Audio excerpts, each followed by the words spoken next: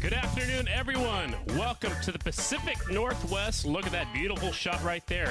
Tonight it is the Parts Unlimited Castle Rock TT for the first time up here since 2014. I'm Scotty Dubler up here in the booth, getting set to go with our first round of practice. There's a look at the aerial shot of the new reconfigured TT here at Castle Rock, Washington.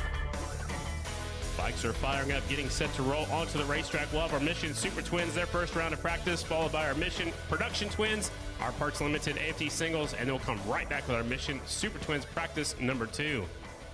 It's been quite a while since most of our riders have raced here. Some of the riders grew up racing at this racetrack. Sammy Halbert is back with us in attendance. Davis Fisher grew up just down in Oregon, not too far from here. Those two looking for some some home turf, some home soil to take some wins on, hopefully. We'll see. Sammy Halbert's won here 3 times. Davis Fisher still looking for his first ever TT victory. Briar Bauman will be out there looking for a win here tonight. Jared Meese has won here, or has not won here. He's finished here second 3 times, so he's looking for his first ever TT victory at the Castle Rock TT.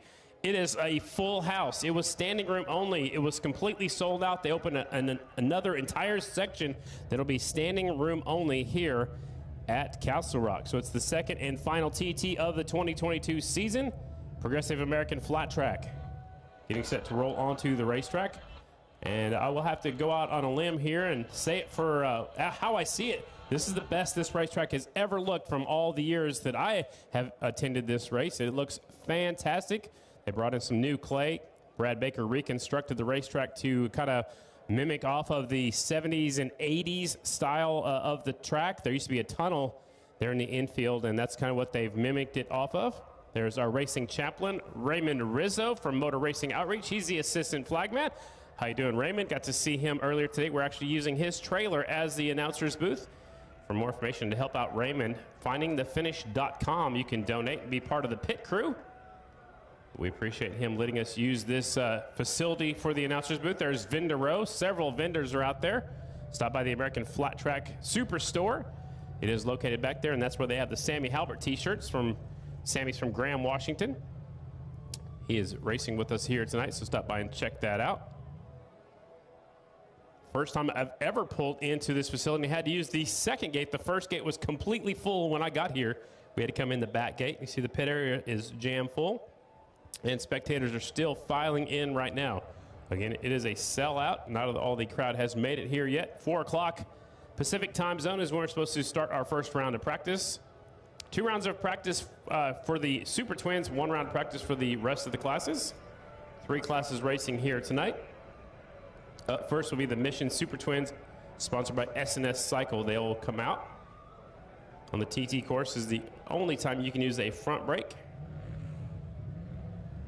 Let's look at the pit area grandstands. You can see some of the riders sitting there ready to go. Come and check out the track. If you're not in the Super Twins class, so you can see Andy DeBrino right there in the all-orange leathers. He's up there ready to check it out. They sent some quads out just a few moments ago to kind of make sure the track was ready to go, kind of move some of the wet stuff off the top of the racetrack. There's Andy DeBrino right there. The guy's KTM leathers on. Does a little bit of everything on a motorcycle. Rides supermoto, road race, flat track. Does a little bit of everything. DeBrino is one heck of a rider. He's from nearby in Oregon, 28-year-old rider, jack of all trades. Motocross, supermoto, primarily a road racer. He's raced American Flat Track with us before. He's also won 2-time Roland Sands Design Super Hooligan National Champion. He's a Nitro World Games Flat Track Champion and X Games Flat Track Invited Racer. Good to see Andy DeBrino racing out here. He'll be on a KTM 790, I believe. Bike should be rolling on the racetrack any second now. Up first will be our Mission Super Twin, sponsored by S&S Cycle. All the classes come out according to their point standings. The 1 is the Jammer, Jared Meese. The 3 is Briar Bauman. So we take a look. There's 98, Cale Colkman. Good to see him back on the circuit with us. The 32 coming out will be Dallas Daniels. 95, J.D. Beach, who won the 2 times this season. 44 is Brandon Robinson. 20 bike Jared Vandekoy. 37 Bronson Bauman. 67 is Davis Fisher. 27 Robbie Pearson. 25 Ben Lau. 69 Sammy Halbert. 17 Henry Wiles. And the 222 Dan Stanley. The gate opens up. And here comes the riders' first round of practice. Yeah, that's a cool gate. It turns completely sideways. The bikes will come out and go straight up into the right-hander. Right here on our screen is Briar Bauman. They'll head up and over the jump. Meese is out front on the one bike. Here comes Dallas Daniels on the 32. Briar taking it easy, getting up to speed. JD's picking up the pace real quick. JD originally from the state of Washington. His dad is here in attendance. Good to see him out here at the racetrack. They'll come off the final corner. They're going to do a practice start in their first round of practice and their first round of qualifying. Since there's no real back straightaway on this particular TT course, they do a practice start here at the starting line. This is our first round of practice for you folks just joining us. Remember, when opening ceremonies get started tonight, they're scheduled for 7 p.m. You have to switch on over to fanschoice.tv. Look at Briar trying to get a good launch. Dallas wants to get a good shot out of there too. Briar goes right up the racetrack. I think he might have did that on purpose. Now he gets out of the way. Already playing mind games early on in this one. Daniels out front going over the jump. Dallas Daniels right there on the 32. JD Beach right behind him on the 95. JD won Peoria and Laconia, so he's won 2 times this year. Keep an eye on the 3. 2-time champ Briar Bauman. Briar went to the back of the pack. He says, I don't want to show anybody the lines, it looks like. Take this time trying to figure out the best way around the racetrack. Last time we were here, a lot of the action was in turn number 1. Of course, there's a jump.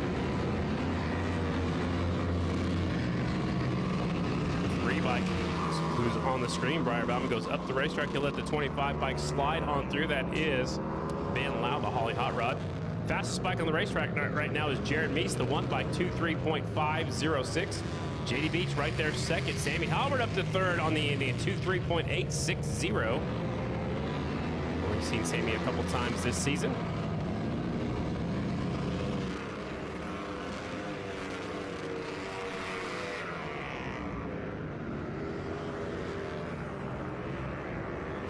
.37 right there on the screen. That is Bronson Bauman from Salinas, California. It's good to be back out here on the West Coast for those folks. Looks like he was dragging his right side foot peg going through that right hander, really laying the motorcycle over. Typically the flat trackers have the left foot peg a little bit up higher than the right one, and it looks like they're actually dragging the right peg in that right hander. So we'll keep an eye on that, see if that's a factor later on. Really laying it over. Here comes the right hander. It's almost touching the ground. Maybe the brake pedal almost touched the ground right there for the 37. Bronson Bauman. JD Beach goes to the top spot. The number 95, originally from Washington State, is up there at the top spot here in our first round of practice. The track has already taken rubber. They've been putting moisture on the racetrack all day long. Beautiful cloud-covered day. It's beautiful temperature outside. Now Briar goes up to second. 2:3.401 for Briar Bauman on the 3. Again, quickest bike on the racetrack is the 95. JD Beach, white flag is out. He goes a little quicker on that lap. JD Beach getting even faster. Last lap, first round of practice. Keep an eye on that latest Motors Harley-Davidson XG750, 37 Bronson Bauman. Bronson in the 11th spot. Henry Wiles goes up to 6th on that lap. The Hammer goes up to 6th place. He was the winner last time we raced here in 2014. Up that final corner, check flag will be coming out. There it is. Checks are down. 37. Bronson Bauman ends up 11th. JD Beach with a quick time, 2:3.166 on the newly reconfigured racetrack. JD Beach at the top spot, 2:3.166. Jared Meese in second. Briar Bauman third. Sammy Halbert fourth. Dallas Daniels fifth back there, 2:3.492. There's a look at the results of our first round of practice. 6th on back, Henry Wiles, Jared Vandekoy, Ben Lau, the Holly Hot Rod, making the move up to the Premier Class 2 rounds ago at Peoria. Brand Robinson 9th, Robbie Pearson is 10th. As the yellow flag is already coming out. Next group is already rolling onto the racetrack. It is your Production Twins. The official title is the Mission Production Twins, sponsored by Vance and Hines. 33 is your points leader by 6 points over Corey Texter. 33, Jesse Janish. The 1 is Corey Texter. 60 is Nick Armstrong. 109, Billy Roth. The 10, Johnny Lewis. 34, Cameron Smith. 61, Casey Cisco. 47 is the Missile, Michael Hill. 45, Shelby Miller. 98, Kel Kochman. 162, Andy DeBrino. And the 50, Jimmy McAllister from Petaluma, California. Those are the bikes who have entered into today's event. Cam Smith pulls off to the side of the racetrack. He's working on his, looks like he's working on his front brake lever. He might miss this first round of practice. He's on the left side of the screen if you're looking on the big screen or watching at home. And there's a look at the one, Corey Texter taking off. Newly reconfigured Castle Rock TT. Ducking into the infield right there at the entrance of turn number 2 on the short track. And the right hand, and then up and over the jump, try to get the wheels back on the ground as quick as possible, get hard on the gas. Corey Texter on the screen. He's catching up to the 50 of Jimmy McAllister. This is our first round of practice for your production twins. No surprise so far. Jesse Janish goes to the top spot on the 33 Vance & Hines Harley-Davidson. Corey Texter's up to second. Just getting up to speed. Takes a little bit. This is 5-lap practice session. Already taken some rubber. Johnny Lewis up to second, 2:4.435. And there goes Corey back into the second spot, 2:4.30. So Janish at the top spot by about 3/10, just 2 laps into this one.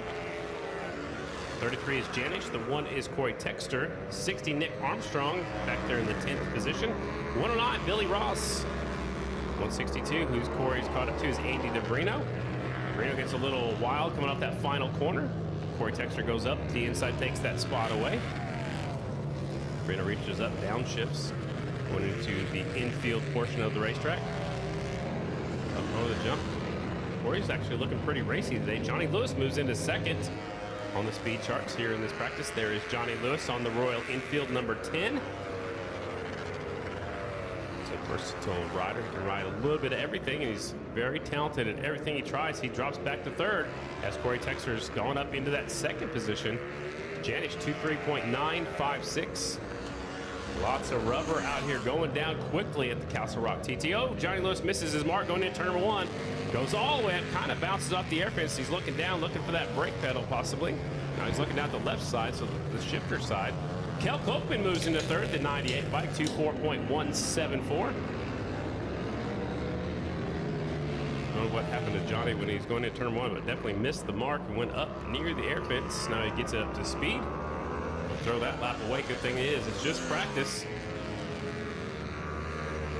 Lewis currently 5th now, 2:4.217. Janish still at the top spot, 2:3.519. The last time by was his quickest lap. Janish getting a little bit quicker, 2:3.519. We want to look and see how they compare so far to the Super Twins.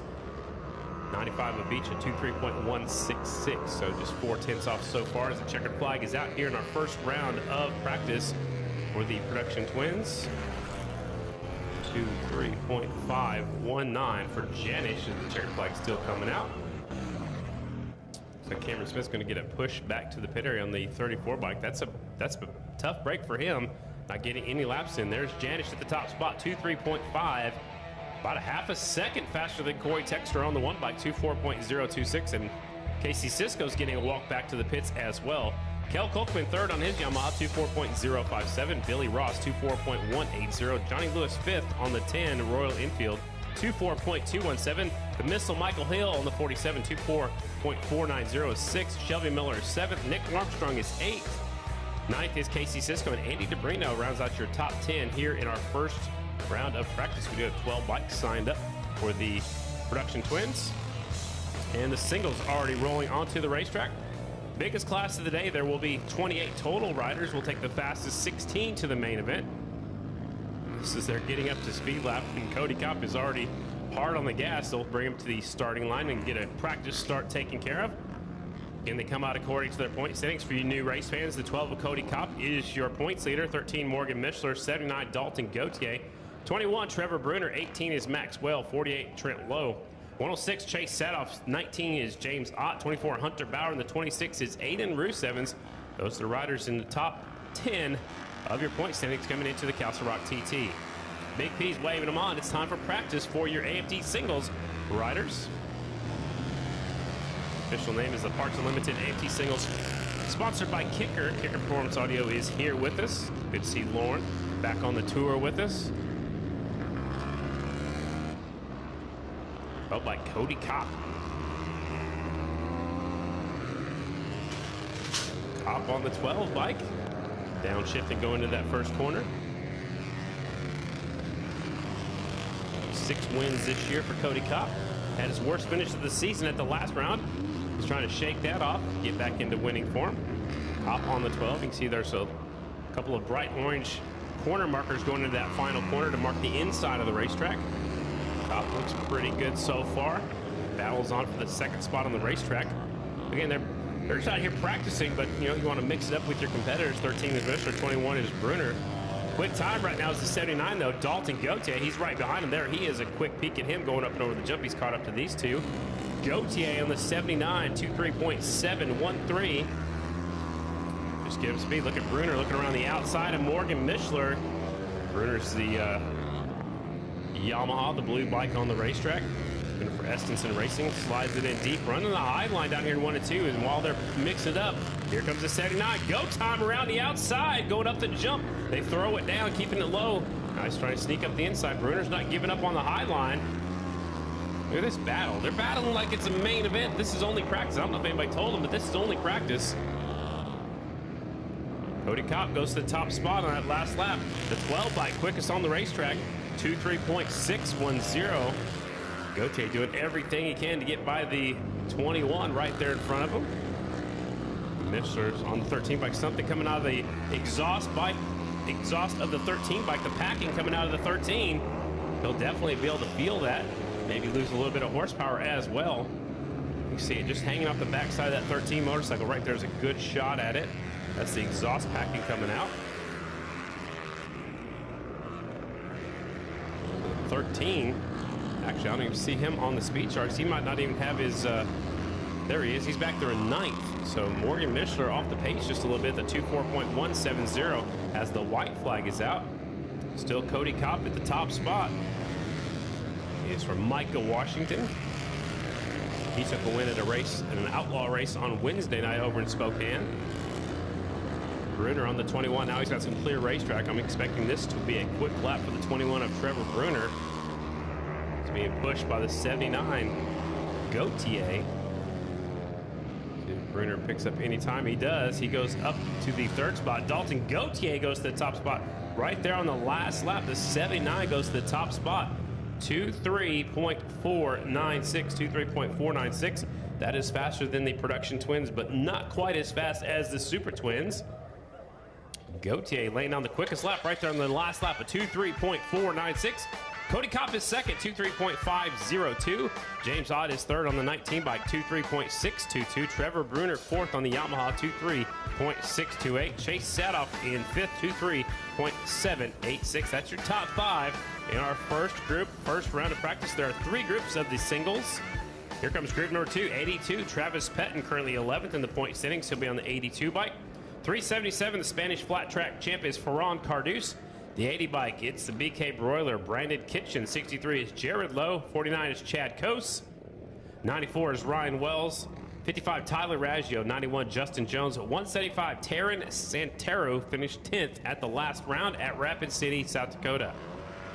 Here they go. Ferran takes off, lets the clutch out on the 377 Vanilla Cycles. Bullet Strong Racing Honda. This should be a perfect racetrack for Ferran Cardus. Might be able to pick up his first AFT victory of his career. Try to keep it low over the jumps. Chris Carr actually told me one time that he kind of invented the Bubba Scrub. He tried to keep his wheels on that ground as soon as he could back when he was racing here in the 80s on his Rotax. Ron Cardus at 377, see if he can get up there, get in the mix. Quick time so far, a 23.496 here in practice. Ron's using a little bit more racetrack than some of the other riders, which might be working out for him. I mean, you never know. You don't have to go where everybody else does. You try to go at the fastest part of the racetrack. He's kind of apexing the corners a little bit different than some of the other riders. Ferran on the 377 over near Barcelona, Spain.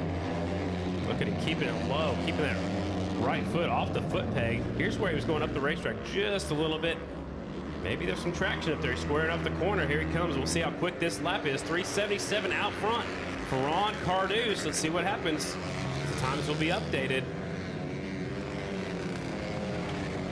This time hasn't quite clicked in yet. I don't know if he doesn't have the transponder on or not, but he has no time showing for the 377, so maybe the transponder's not working on his motorcycle. That's unfortunate. Because again, he's trying some different lines out there. I'd like to see where he stacks up against the competition. Right behind him, there's the 80th Brandon Kitchen. Here comes the 63. That's Jared Lowe from Guilford, Indiana. Jared's back there in the 8th position. Ron looks like he's clicking off some good laps. There's the 80 bike. Brandon Kitchen currently 5th in this practice. Gautier, Kopp, Ott, 1, 2, and 3. Bruner 4th. Brandon Kitchen in 5th so far. Kitchen, the man in black on the Vance and Hines. Husqvarna.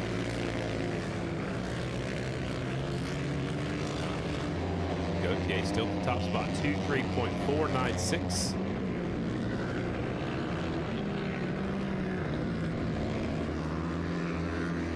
Lowe goes up the racetrack, going into the normal turn number 3 on the short track, and takes a look over his shoulder and then brings it back down up there in Ferran's line.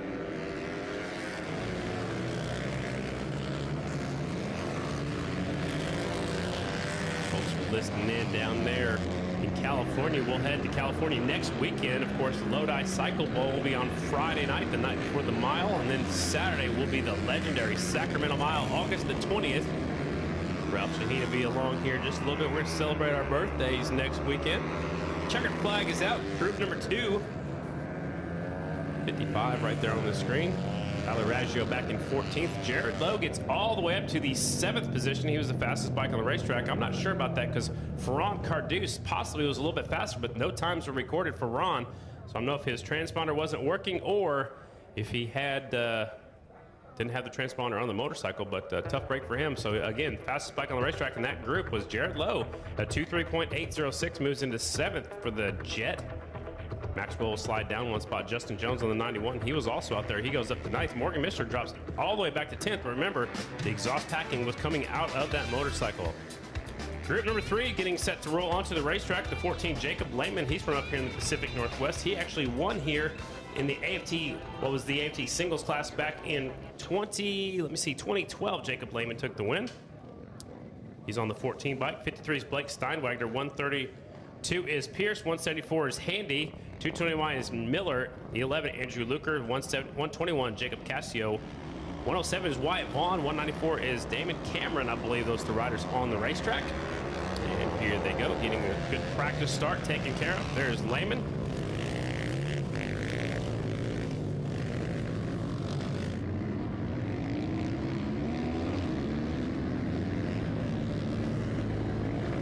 Lehman on the 14 bike. Remember, he won here back in 2012.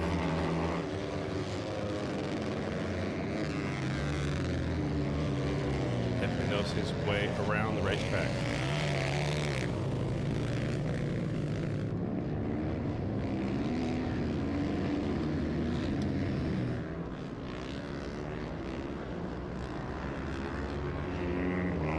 Lehman on the 14. This should be a quick lap. Our first round of practice. There's the 174. Handy.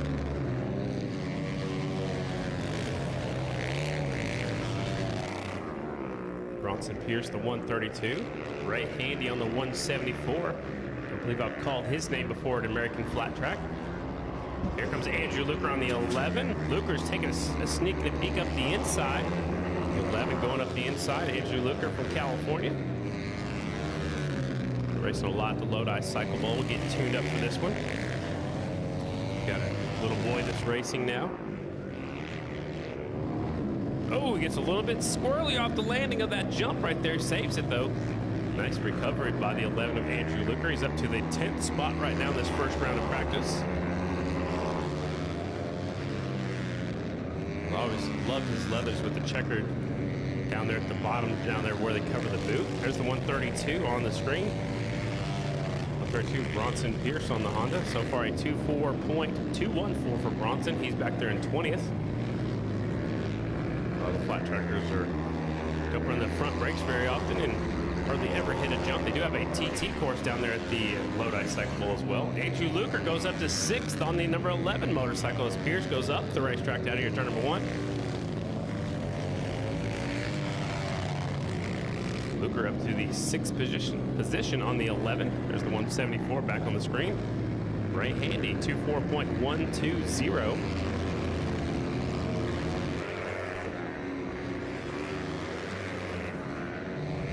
Back to the 11, Andrew Luker. It's the Rackley Racing Yamaha.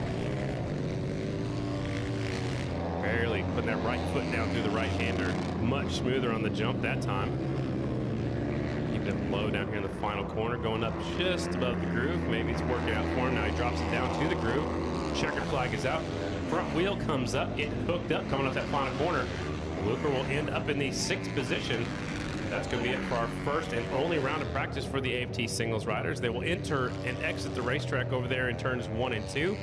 It's a cool swinging gate. That thing swings sideways and lets everybody on and off the racetrack. So there's a look at your singles practice time. 79 Dalton Gauthier at the top spot, 2:3.496. Cody Kopp is 2nd. James Ott is 3rd. Trevor Bruner 4th. Kitchen on the 80 bike goes all the way up to 5th. 6th in that last group is Andrew Luker, 2:3.746. Chase Sadov will go down 1 spot. Jared Lowe will also drop 1 position to 8th. Maxwell in 9th, and Justin Jones rounding out your top 10. That was your AFT singles first and only round of practice. 13 of Mishler, 11th. Wells right behind him. Gates already open. That means it's time for our Mission Super Twins practice round number 2. And look at that full house.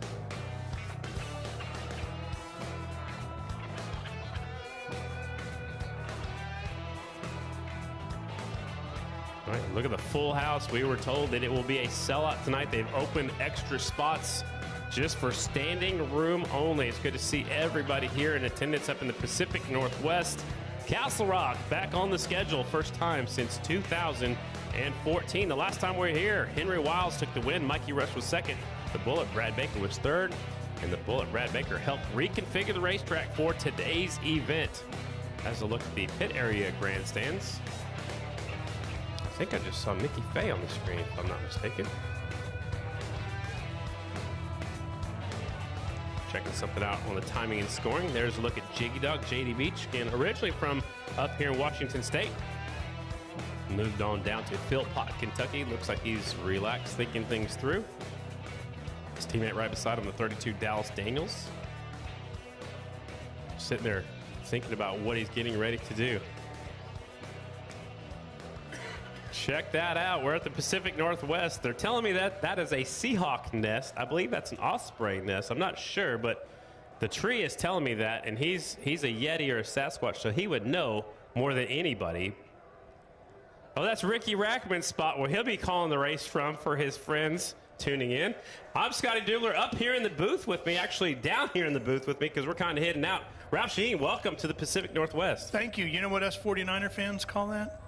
Bait? No, you said a Seahawk I nest? did. We would say it's a sea chicken. A sea chicken. Good thing you're hiding in a trailer right now, Ralph. Man. Woo. No. Yeah. No, you know. Yeah.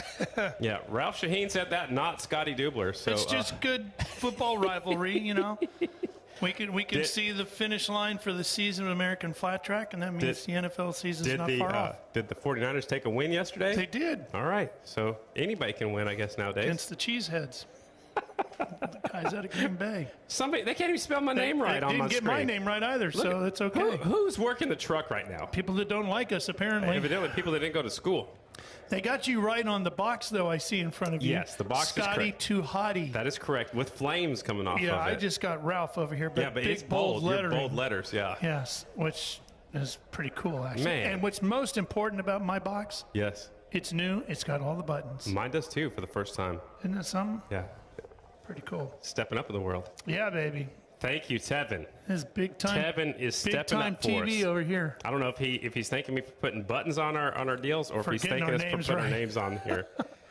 I don't know. There's a look at the two heavyweight contenders, the 3 and the 1. Your name is like mine, too. It's easy to misspell our last names. Our last names are hard. Yeah, exactly. So you're giving the guys in the truck a break is what you're saying. I am. Sure, of course. They work hard down there. They do a great job. If they're going to get something wrong, let it be you and I. Yeah, we're not the stars. The stars are the guys that are twisting the throttles. Absolutely. What do you think of the track, Ralph? I think it's really cool. I was talking to Brad Baker, who designed it, earlier today about it, and he said basically it's the design. He copied it a similar version of this that was used back in the 80s and 90s.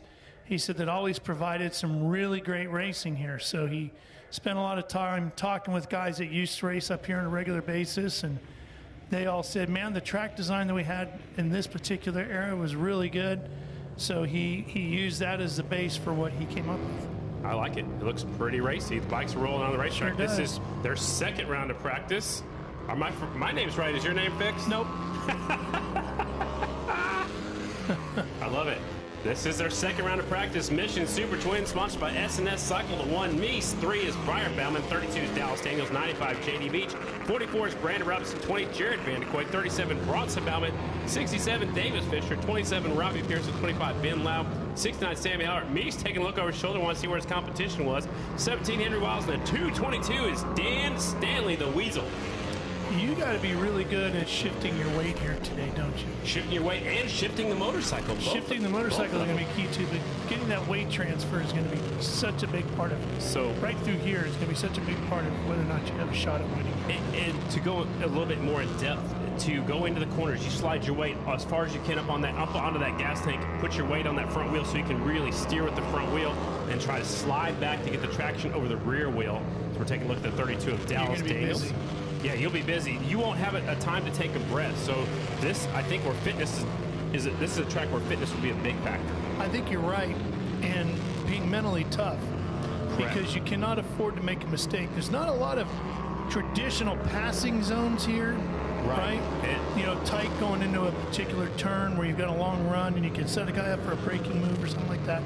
What you're going to do is you're going to either force your way past, like you see JD doing right there, an aggressive move like that, might get physical that way, or you're going to force that guy into a mental mistake where he just misses his braking point or gets on the throttle too hard too soon and spins a wheel. Well, think about this too, Ralph. They don't have time to even reach up and grab a tear off. You don't have time to think about what's going on. You can think about what's in front of you, and that's what you have to focus on.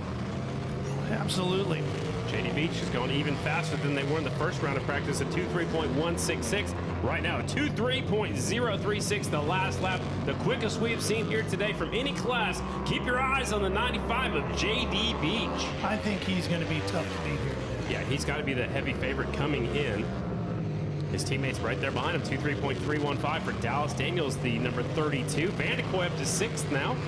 Jared Halbert, 4th. Sorry about that. Jared's going to just follow him for a minute here. And why not? Why wouldn't you? Absolutely. Exactly. Well, Jared's used to having guys follow him, so. And JD cut his teeth racing right here at the Castle Rock TT. White flag is out. 1 lap to go. Second and final round of practice. JD Beach looks pretty tough. Breyer goes up to 2nd on that last lap. 2:3.209 for the 3 bike. Look how JD was able to keep that thing so smooth down on the bottom through that first set of lefts there. Yeah, like just planted right down there. Earlier, before he stepped into the office, it looked like some of the guys were almost dragging their right foot pegs in that right-hander even. So they're using all of the racetrack and using everything they got. 2:3.036 was the quickest lap we've seen. JD Beach at the top spot. Got 2 wins on the season. He won at Laconia and he won at Peoria, so he's looking for his 3rd win of the season. It'll be his first ever here at the Castle Rock TT. Happened. Brian Bauman 2nd, Dallas Daniels 3rd, 4th is Sammy Halbert, 5th is the jammer, Jared Meese.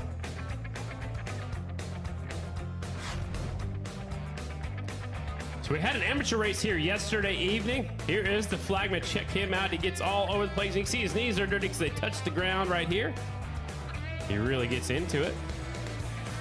There you go. You got to get up off the ground, right? Dancing all around the place. Really get into it. Did you ever flag a race? I have a few times, just kind of goofing off. Yeah, that was me yesterday, Ralph. What are you talking about? Getting that $20 in. That's tomorrow. That's the. No, but you did flag a race? I have, but not. I think I'd flag practice because the flagman had to go do something one time. So I've done it a few times, but just more of the goofing around than anything else. Not an AFT race, but. Okay, did you get all? Oh yeah, I got into it. Did you? Oh yeah. The Bullet Brad Baker just went over the jump on the 4-wheeler. There he is. Last time we were here, Brad finished up 3rd. He's actually got 3rd here in 2011 as well. The Bullet still works for the Factory Indian Motorcycle team, but he's also helping out with this event today and help reconfigure the racetrack like you talked about just a few moments ago, going into the infield section. Steve Moorhead's over there going to talk to him real quick. And I believe Kristen Beat caught up with Brad earlier to talk about the track changes. Let's check it out. Brad Baker, podium 2 of the 4 times he raced here at the Castle Rock TT, and this year was asked to help design the track. Brad, what was your objective? My objective was just to make the most raciest, most exciting racetrack that I possibly could. You know, with now running twins and singles on a TT, you got to have like an even mix of a track that's technical but also flows well to where it's safe for the twins and still challenging enough for the singles that makes an exciting TT race. And I couldn't think of a better racetrack but to go back to the racetrack that was designed in the 1980s, early 1980s, after Mount St. Helens blew up and the original racetrack was destroyed. They had a TT that they called the tunnel jump, because actually underneath the jump was a tunnel, and that's where people would go through. They'd drive their vehicles through and pit in the infield, so they always called it the tunnel jump. But anyhow, it's a replica of that racetrack, and they had a lot of nationals, especially during the 90s to the early 2000s, and everybody said that it was, you know, the most their favorite racetrack that they had here at Castle Rock. It was also the first racetrack that I rode here at Castle Rock in 1999. So I just thought it was fitting to take it back and replicate that racetrack, just knowing how good it was back then. Brad, when you were asked to design this track, did you have any hesitation on how the riders would receive it? You know, maybe a little bit. Some people would probably think it's not technical enough, and some people might think it's too technical. Some people might think that the jump is too big, and some people might think the jump is too small. So it's like you're never going to suit everybody's style, but I think this racetrack is a good mix between the two that will make everybody happy. Thank you, Brad. Yeah, look at that street sweeper right there. Actually, Brad's dad used to drive that around. Chris Shank used to drive that around when they were helping work on this racetrack. That thing is a little bit of everything, a little fancy engineering on that thing, Ralph. You see anything like that? No, that's pretty different. Yeah. I think the craziest vehicle I've ever seen track equipment-wise at a dirt track was Boone, Iowa, at the Boone Speedway. Yeah. They actually have a jet dryer for a dirt track. I've heard of that. I've not seen it in person, but I have heard that. Buddy, it works too. It's amazing. So we need to get one of those and take it with us. Yeah, yeah. Yeah, look at that thing. Got a big old exhaust coming out the side. He's turning the steering wheel, but the front wheels aren't turning. Is that an optical illusion or what? I don't know. He's working that wheel pretty hard, and it just seems to know where it's going anyway. Yeah. He looks like he's done this a time or two. Little track maintenance on the schedule right now. Be sure and check out the American Flat Track Marketplace. It's right behind the grandstands, and also they've got the Sammy Halbert t-shirts on sale over there. It seems like a trail horse, you know how it just like knows where to go, and it's just exactly. You don't even have to pull on the reins, it just goes. It sure does. So we're at the Parts Limited Castle Rock TT. When we come back, qualifying will begin right here from the Pacific Northwest.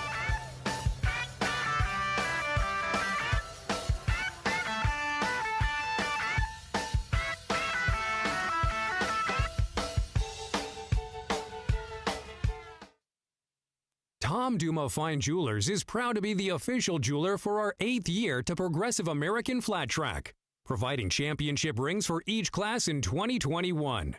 TDFJ wants to be your jeweler.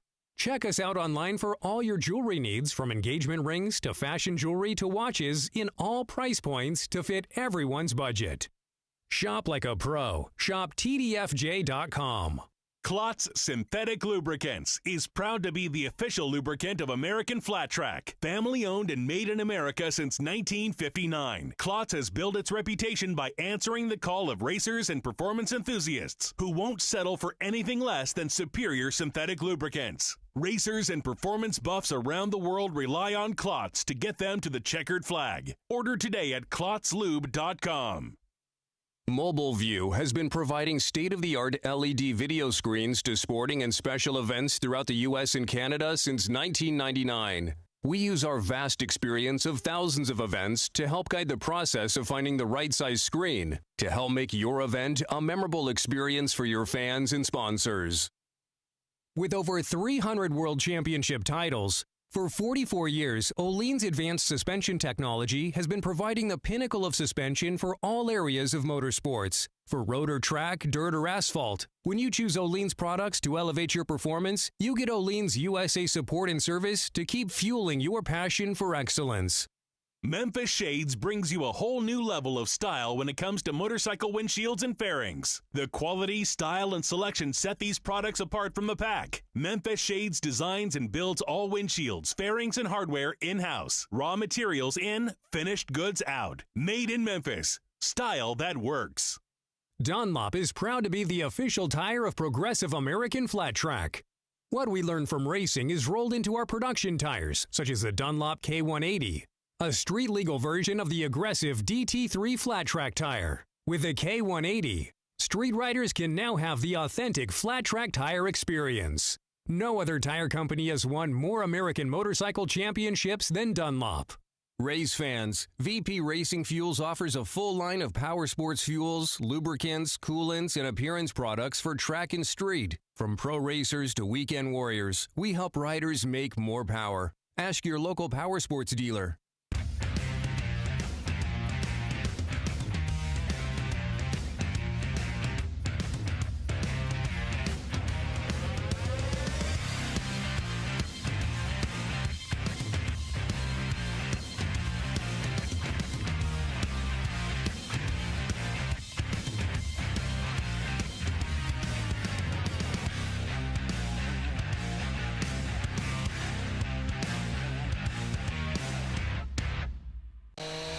There's a feeling understood only by those who twist the throttle. We know it well, and it moves us too. Riding has always been about making connections. It's about connecting with nature, ourselves, and with each other. We connect people to their passion. It's why you've made cycle gear part of your journey for over 45 years. Because motorcycling is more than our livelihood. It's our life.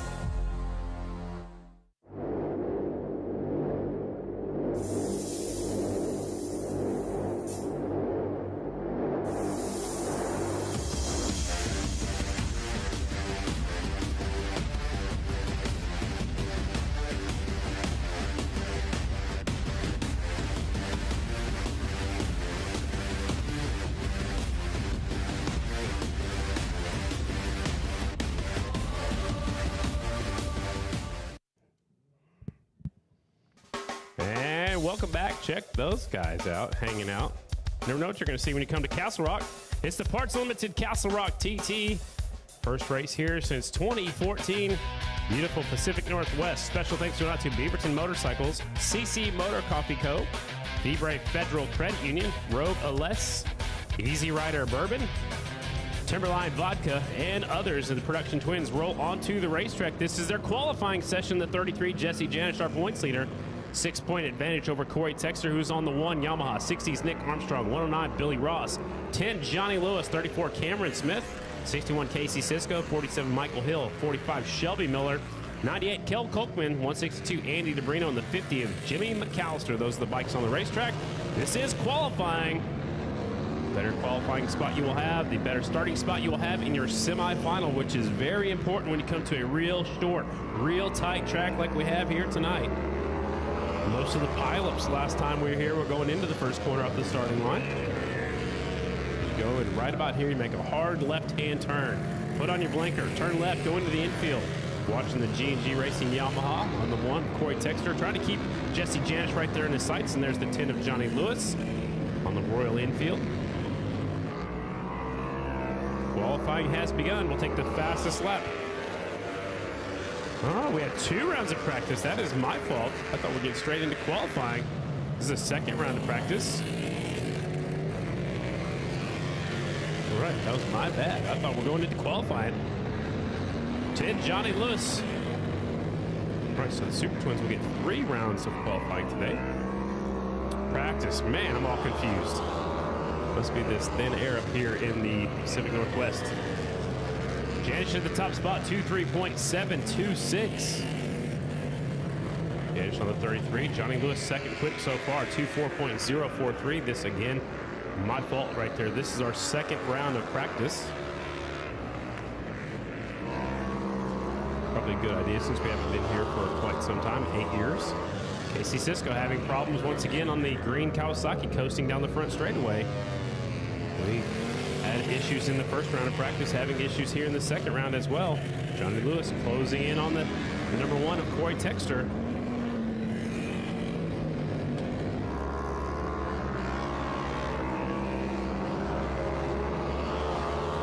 It's a short track here last night, amateurs.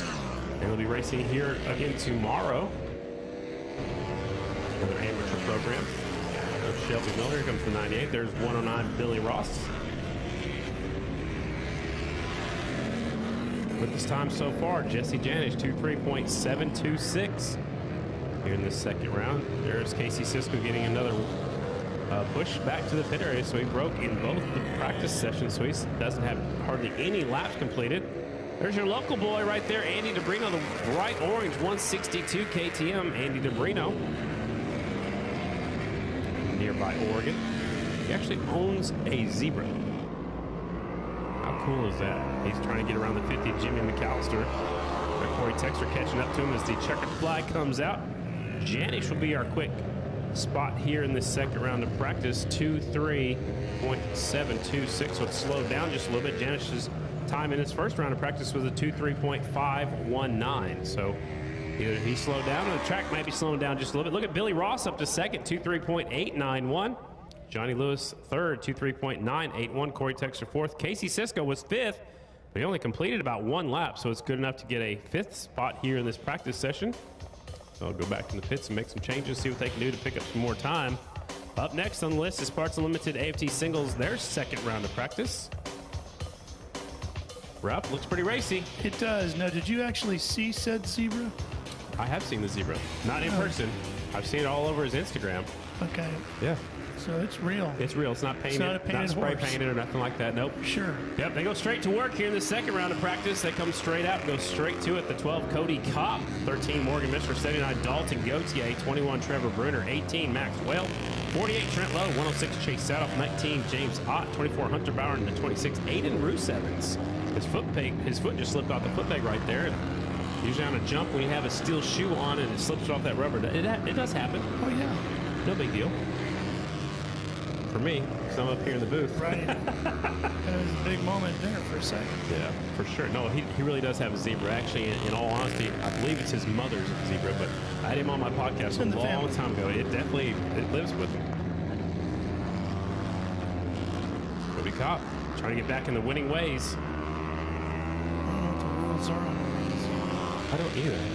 Maybe I should stop talking about it. Yeah. Well, he puts it on social media, so it must be all right. A good friend who used to have a monkey. Is that legal too? Yeah, you can do the monkey. My dad had one when he was a kid, but it was a mean monkey. They didn't have it very long. No. Bruner up to 5th on the 21. Cody Kopp. Chase Sadoff in 2nd on the 106. There's Michelin on the 13 bike. Let it all hang out, come out that final corner. I'm not mistaken, he had a Tiger for a while too. Wow. Trent. Did you live in Oklahoma for a little while? Were you friends with the Tiger King? I mean, that was like 100 miles south of my house. This was Racer King. Tony Stewart. Oh, it was. Stewart had Really? Man. 13 bike right there. Morgan Mishler trying to work his way up the leaderboard. He's back in 9th spot right now. Mishler, who had a good run at Peoria, struggling just a little bit right now. 9th out of the 10 bikes on the racetrack. Kopp at the top position, 2.3.313. There's a look back, Maxwell. When he land off the jump, the front wheel comes up. That means he's getting traction. There's my sleeper.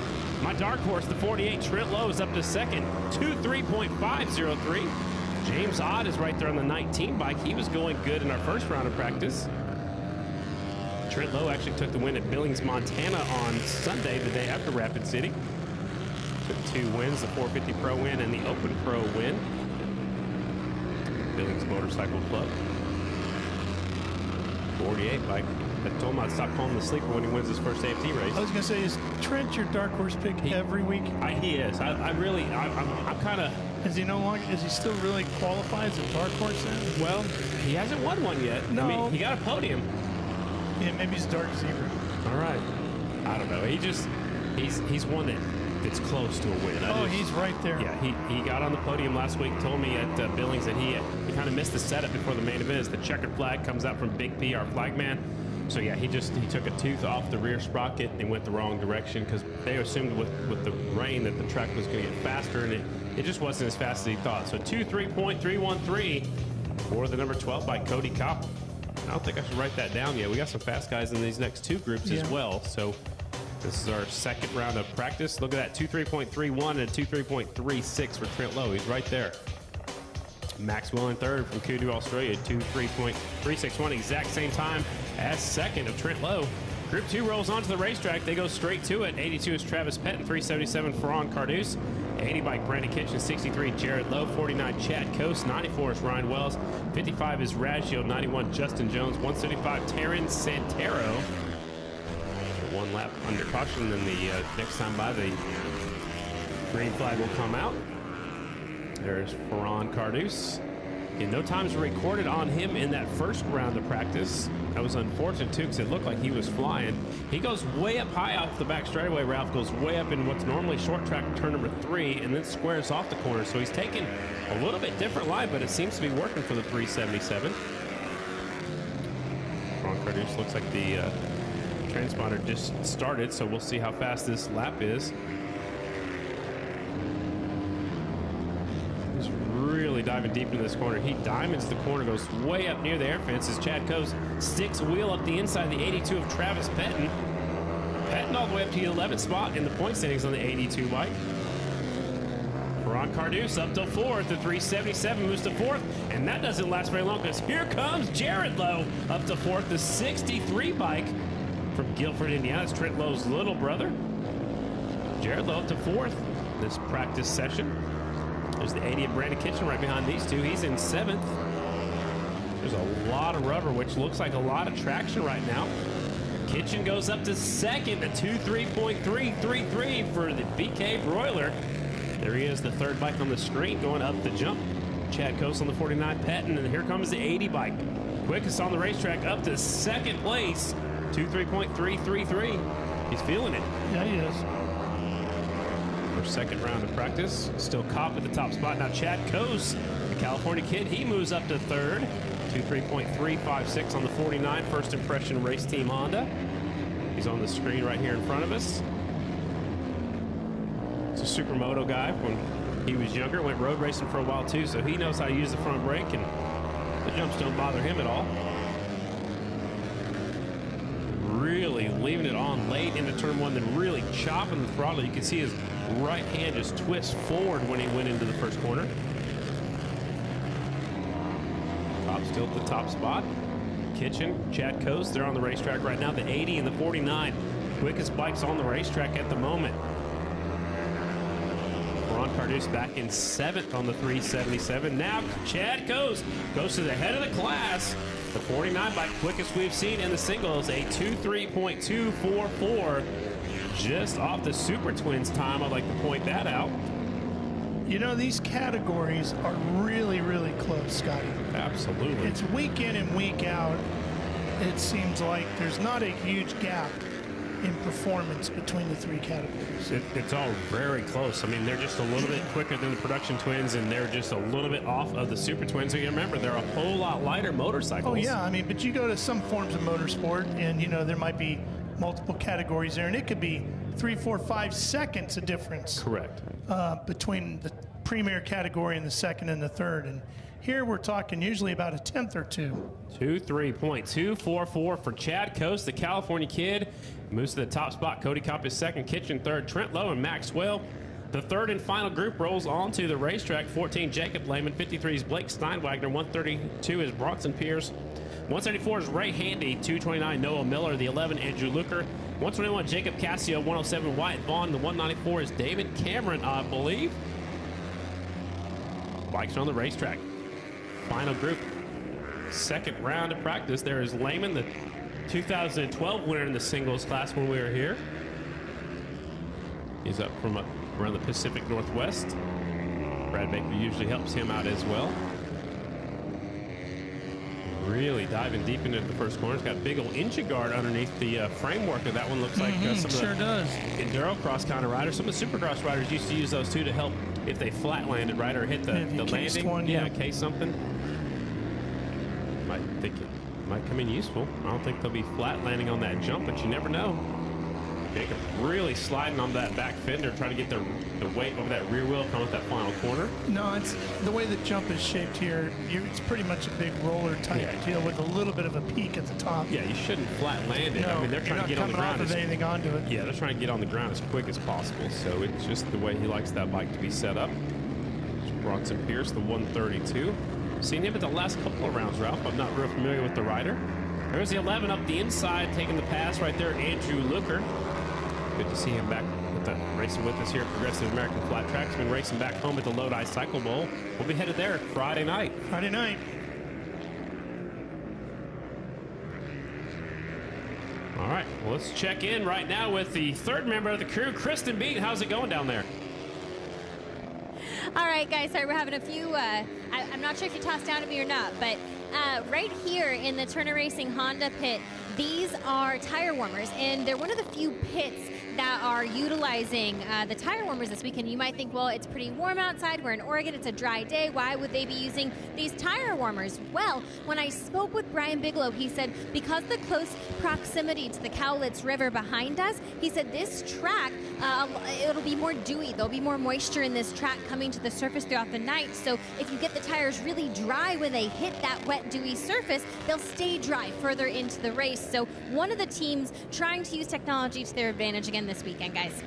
That's a good idea. I mean, you want to keep those tires hot and fresh and stickier to the rubber. And it will be cool here tonight. It won't be like 50 degrees cool, but it's going to be cool. Even though it's been a warm day, it's probably going to dip, what do you think, Scotty, into the low 70s tonight? Possibly the 60s, yeah. Maybe in the upper 60s. And Kristen's right. There's a creek or a river flowing right behind where we're at. So literally that moisture, right behind. Yeah, that moisture will come right over here. So it might be a little bit cooler than right in town. Well, it doesn't just come over, it comes through, right? I mean, that moisture seeps through that dirt. Yep, I believe so. Andrew Looker goes up to 6th. He was in that last group right there. Just looking at the Turner boys, they are behind the 8 ball just a little bit. They got 12th, 13th, and 18th right now in this round of practice. So I don't know if they were trying something different in this round of practice. The first round of practice looked like they were a little bit further up the leaderboard. So that is it for their second round of practice. Chad Coase will be the quick time, 2:3.244. Cody Kopp is second.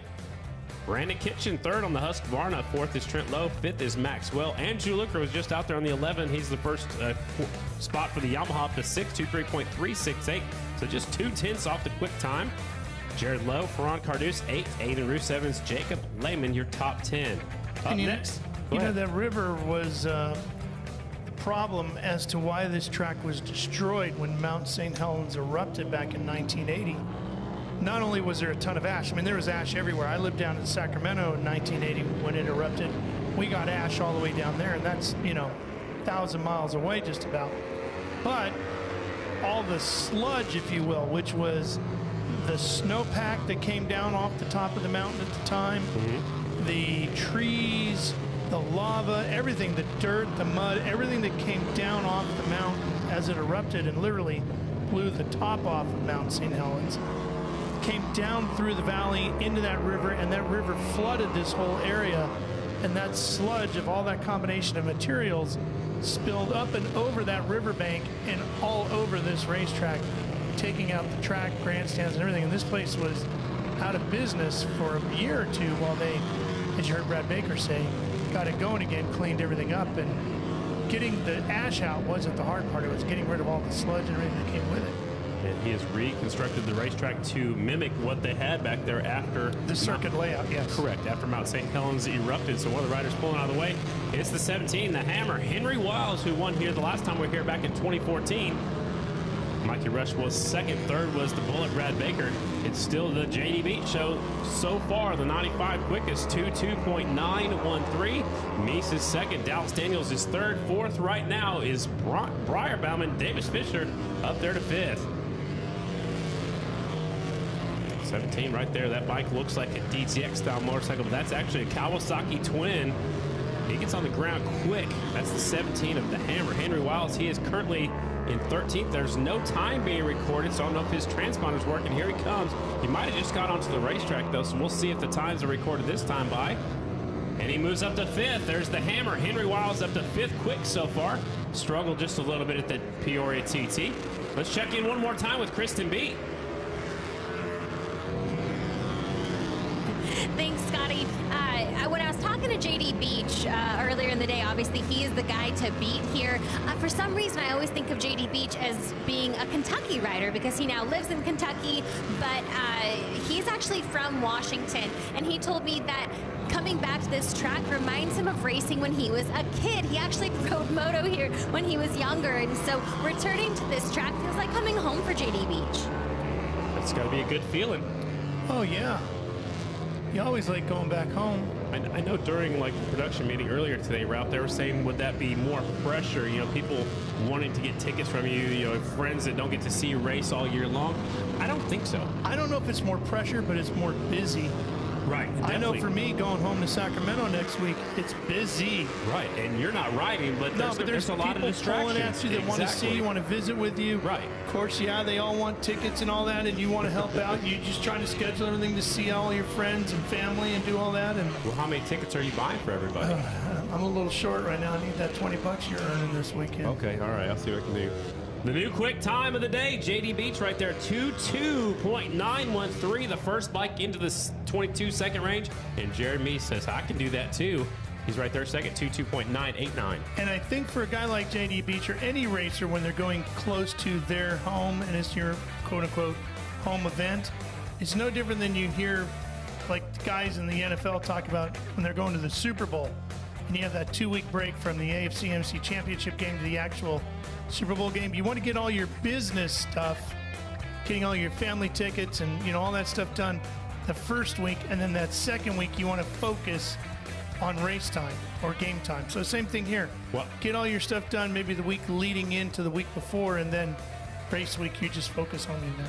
I sure liked it when we went to Oklahoma City. When I was racing Oklahoma City, it was nothing like racing at your home track. Yeah, I mean, you want to do good. It fires you up in a lot of ways. You want to do good because all your family doesn't get to see you in person. They doesn't get to travel. You got friends that you grew up with. They want to see what you do for a living. Just the energy, right? Yeah. Just getting to go eat at places you used to go and hang out at and sleep in your own bed. Sleep in your own bed and you know. Street sweepers are out there. Looks like they're having a street sweeper race. We got an orange one, we got a yellow one. Let's line them up and turn them loose.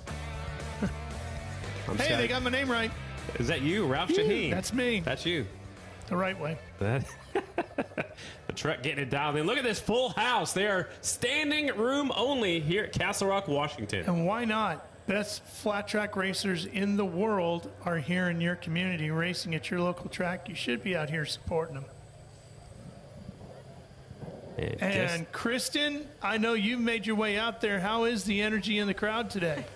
Well, it is so crazy out here, Ralph. Looking out into the fan zone, I mean, I have not seen this many fans in the Northwest for a race in a long, long time, and it is so cool to see. I have in-laws who are going to be coming here later today, too, which is very exciting. But speaking of family, JD Beach's dad and JD Beach from this area, from the Northwest, sorry to put you on the spot, but what does it feel like to watch JD race in the Northwest near his hometown? It's pretty cool. I mean, he grew up here. You know, if this rained out, we kept on going to Lodi, you know, and that's all I ever wanted to do is ride motorcycles. I mean, he did that from the day he was 3 or 4 years old, and I had the time of my life raising him. I love it. Thank you so much, Mr. Beach. Guys, I'm going to toss it back up to you, but just the energy here is so unique and so fun and cool, and I'm really enjoying it. Yeah, it's awesome. I was walking around earlier, and it started last night with all the amateurs racing, and there's a lot of amateurs still pitted outside, and there's a look from up above. Most people I've ever seen here at the Castle Rock TT. Again, it's the 24th time we've raced a Grand National TT. There was also 2 short tracks here back not that long ago in 06 and 07. Actually, Brian Smith took the win on the short track in 07, and Johnny Murphy, Showtime, took the win in 2006. Scotty, we talk about it a lot, what a family sport this is and the commitment it takes from parents to get their kids going racing, right? You went through it. Your dad went through it because you're a third-generation family member. So Mr. Beach was just talking about how if they woke up on a Saturday and it was raining and they had planned on going to Castle Rock, they were just going to keep digging for Lodi. Yeah. Well, I just checked on it. I've driven from Sacramento to Seattle, so I know what the effort is like. Right. But here's how far it is from Castle Rock, Washington to Lodi, California in a car, 10 hours and 22 minutes. And that's with no traffic. That's everything going right. And you have to stop for gas at least once, you know? Oh, buddy. So that just shows you the commitment that a family like the Beaches have made over the years to get JD to the place where he is now. Incredible. It's amazing. The commitment. Just think of the commitment.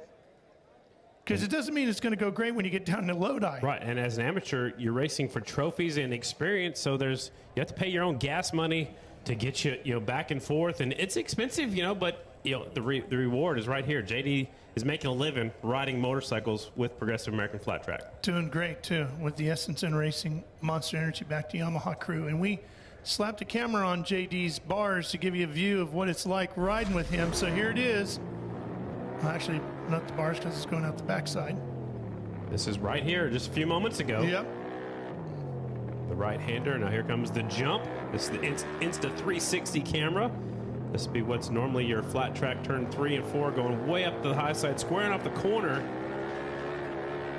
Look at him moving around on that seat. Just barely having that foot out there is a point. Just he's working around his teammate there, Dallas Daniels, on the inside. Whoa! Boy, he got it sideways right there. Shifted it there, didn't he, to the opposite side? That's what we're talking about, moving that weight.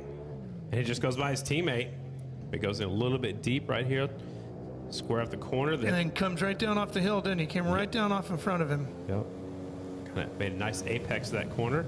Making his dad proud on each and every one of those laps. That's what all that effort, getting him down the low dying stuff did. He went into that corner really deep, had his foot down, then he reached up, downshifted, and he put his foot right back down there. So he wanted to get all the way in there before he downshifted. Usually a downshift to help you slow down. And it's a small, tight little track, but look at how fast he's going.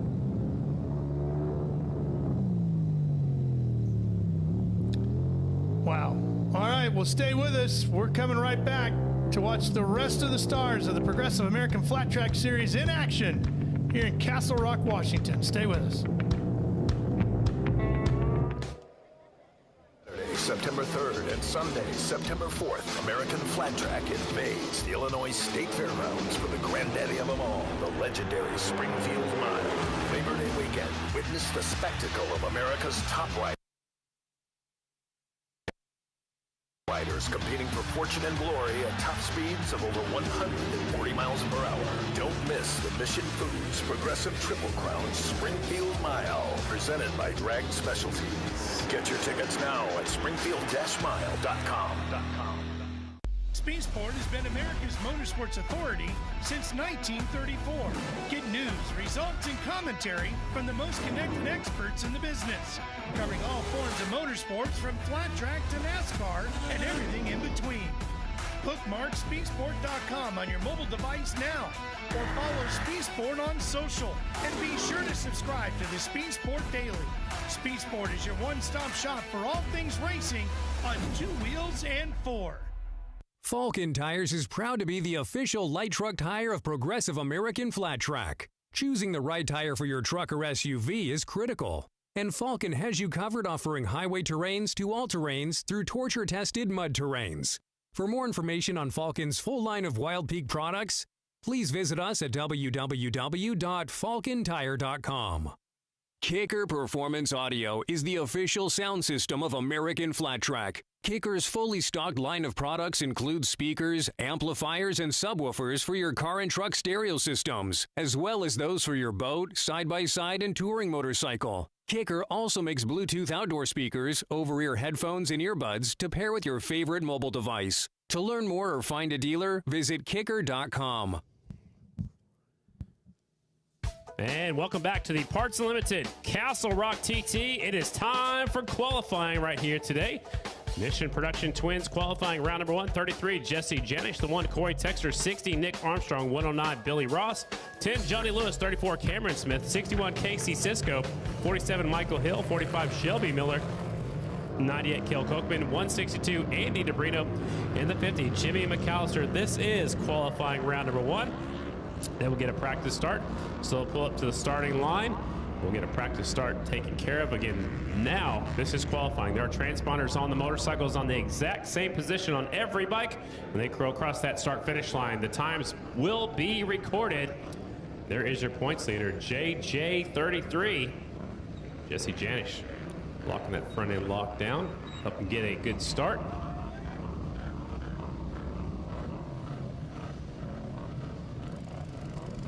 The 10 of the Royal Enfield pulls to the outside. Johnny Lewis.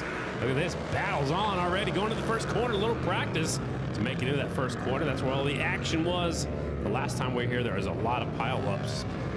They've changed the starting format just a little bit. Back when we were here last time, they had 6 riders on the front row.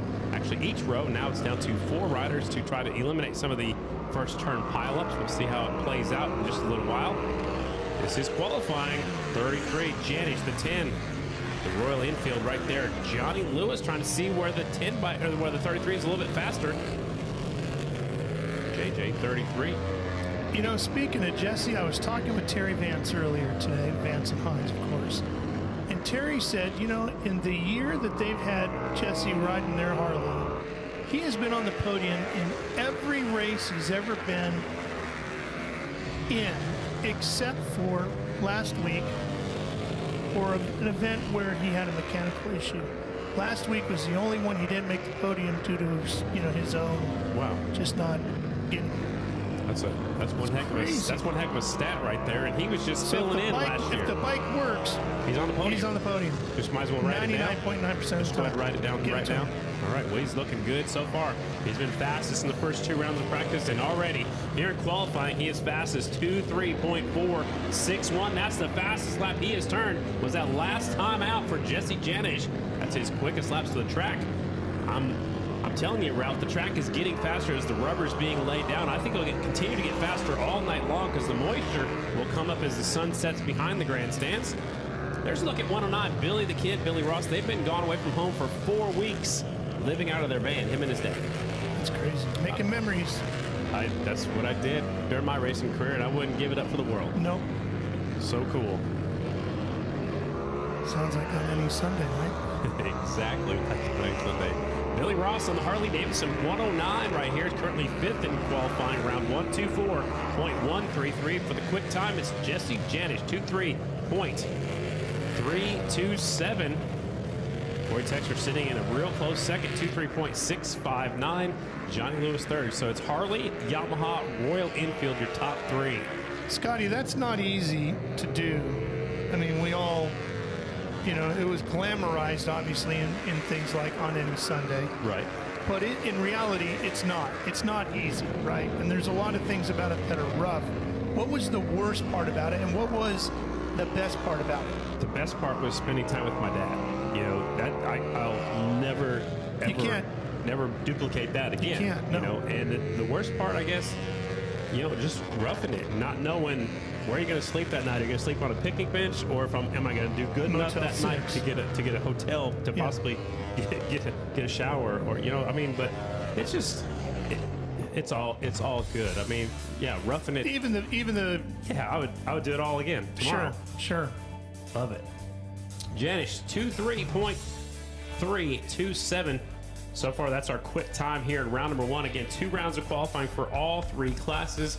That was our first group, our only group of production twins. And, you know, that goes to the same thing we were talking about with J.D. Beach. I'm sure if you asked him, every one of those trips home from Lodi, 10.5 hours after he's raced all day in the hot sun and all that, was rough getting home at, 6 in the morning, whatever it might have been.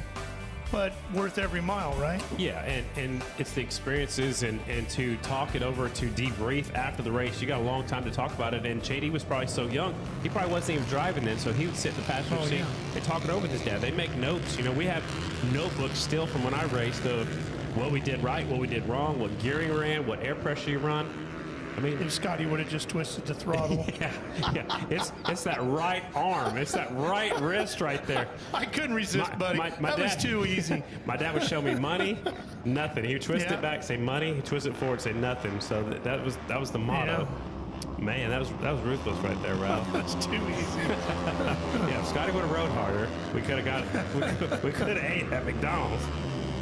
Oh, here we go. First group, singles. The 12 is Cody Kopp, 13 Mishler, 79 Gautier, 21 Bruner, 18 is Whale, 48 Lowe, 106 Sadoff, 19 Ott, 24 Bauer, and 26 is Bruce Evans. First group, first round of qualifying for your AFT singles class. Let's see if the Turner boys went in and did some homework and see if they can pick it up. They were about 10th through 13th just a few moments ago. Are you more interested in that right now or the KTM guys? Because the KTM guys were off the pace for the KTM Red Bull guys a week ago. Yeah, I think they missed the setup for that main event. Maybe they were planning on the track being faster too. I didn't talk to any of them over there, but you know, a fifth for Cody, we're expecting him to be on the box because he has been almost every race. So I think they missed the setup, but right now it looks like, you know, Cody's from Washington. He's got that little extra incentive to win.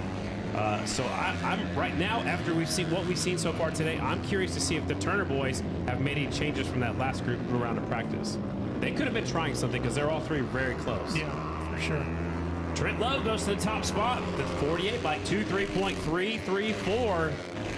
There he is with the Mission leathers on. There's Dalton Gautier. He pulls out of harm's way, so he had a little issue going over that jump. Then in the next corner, he pulls up, gets out of the way. Look at this battle. There's Mishler on the 13, Trent Lowe the 48. Trent's quickest so far. He's got company right in front of him. That might slow him down a little bit, Ralph. Yeah. It might. And you mentioned it a moment ago. It's going to be hard to pass. You're going to have to go in there and treat it like a short track. Go in there and not make any friends. You might have to muscle your way through. Definitely going to have to do that and or play the mind game and force your competitor into a mistake. Apply the pressure. Let them know you're there. Let them hear you. You know, rev the corner if you can. And Dalton Gautier has actually pulled off the racetrack on the 79 bike. So this is his first round of qualifying, and he's back there in fifth. That's as good as he's going to be in this first round. Yeah, that's a shame. The other Turner Hondas are Gautier sat out there 6th, 7th, and 8th. So I don't know what's going on with the Turner boys right now. They'll have to see if they can figure it out. They've got a good group down there. Kenny Coolbet's down there. You've got, you know, Brian Bigelow. So they've got some smart guys. They'll figure it out. Yeah, just hope they get it figured out today. White flag is out. Cody Kopp seems to have it figured out. 23.247. That's even faster than they were in the first. Now Max Whale, 23.195 for the Killer Whale. The KTM boys got it figured out. They sure do. That looks really fast.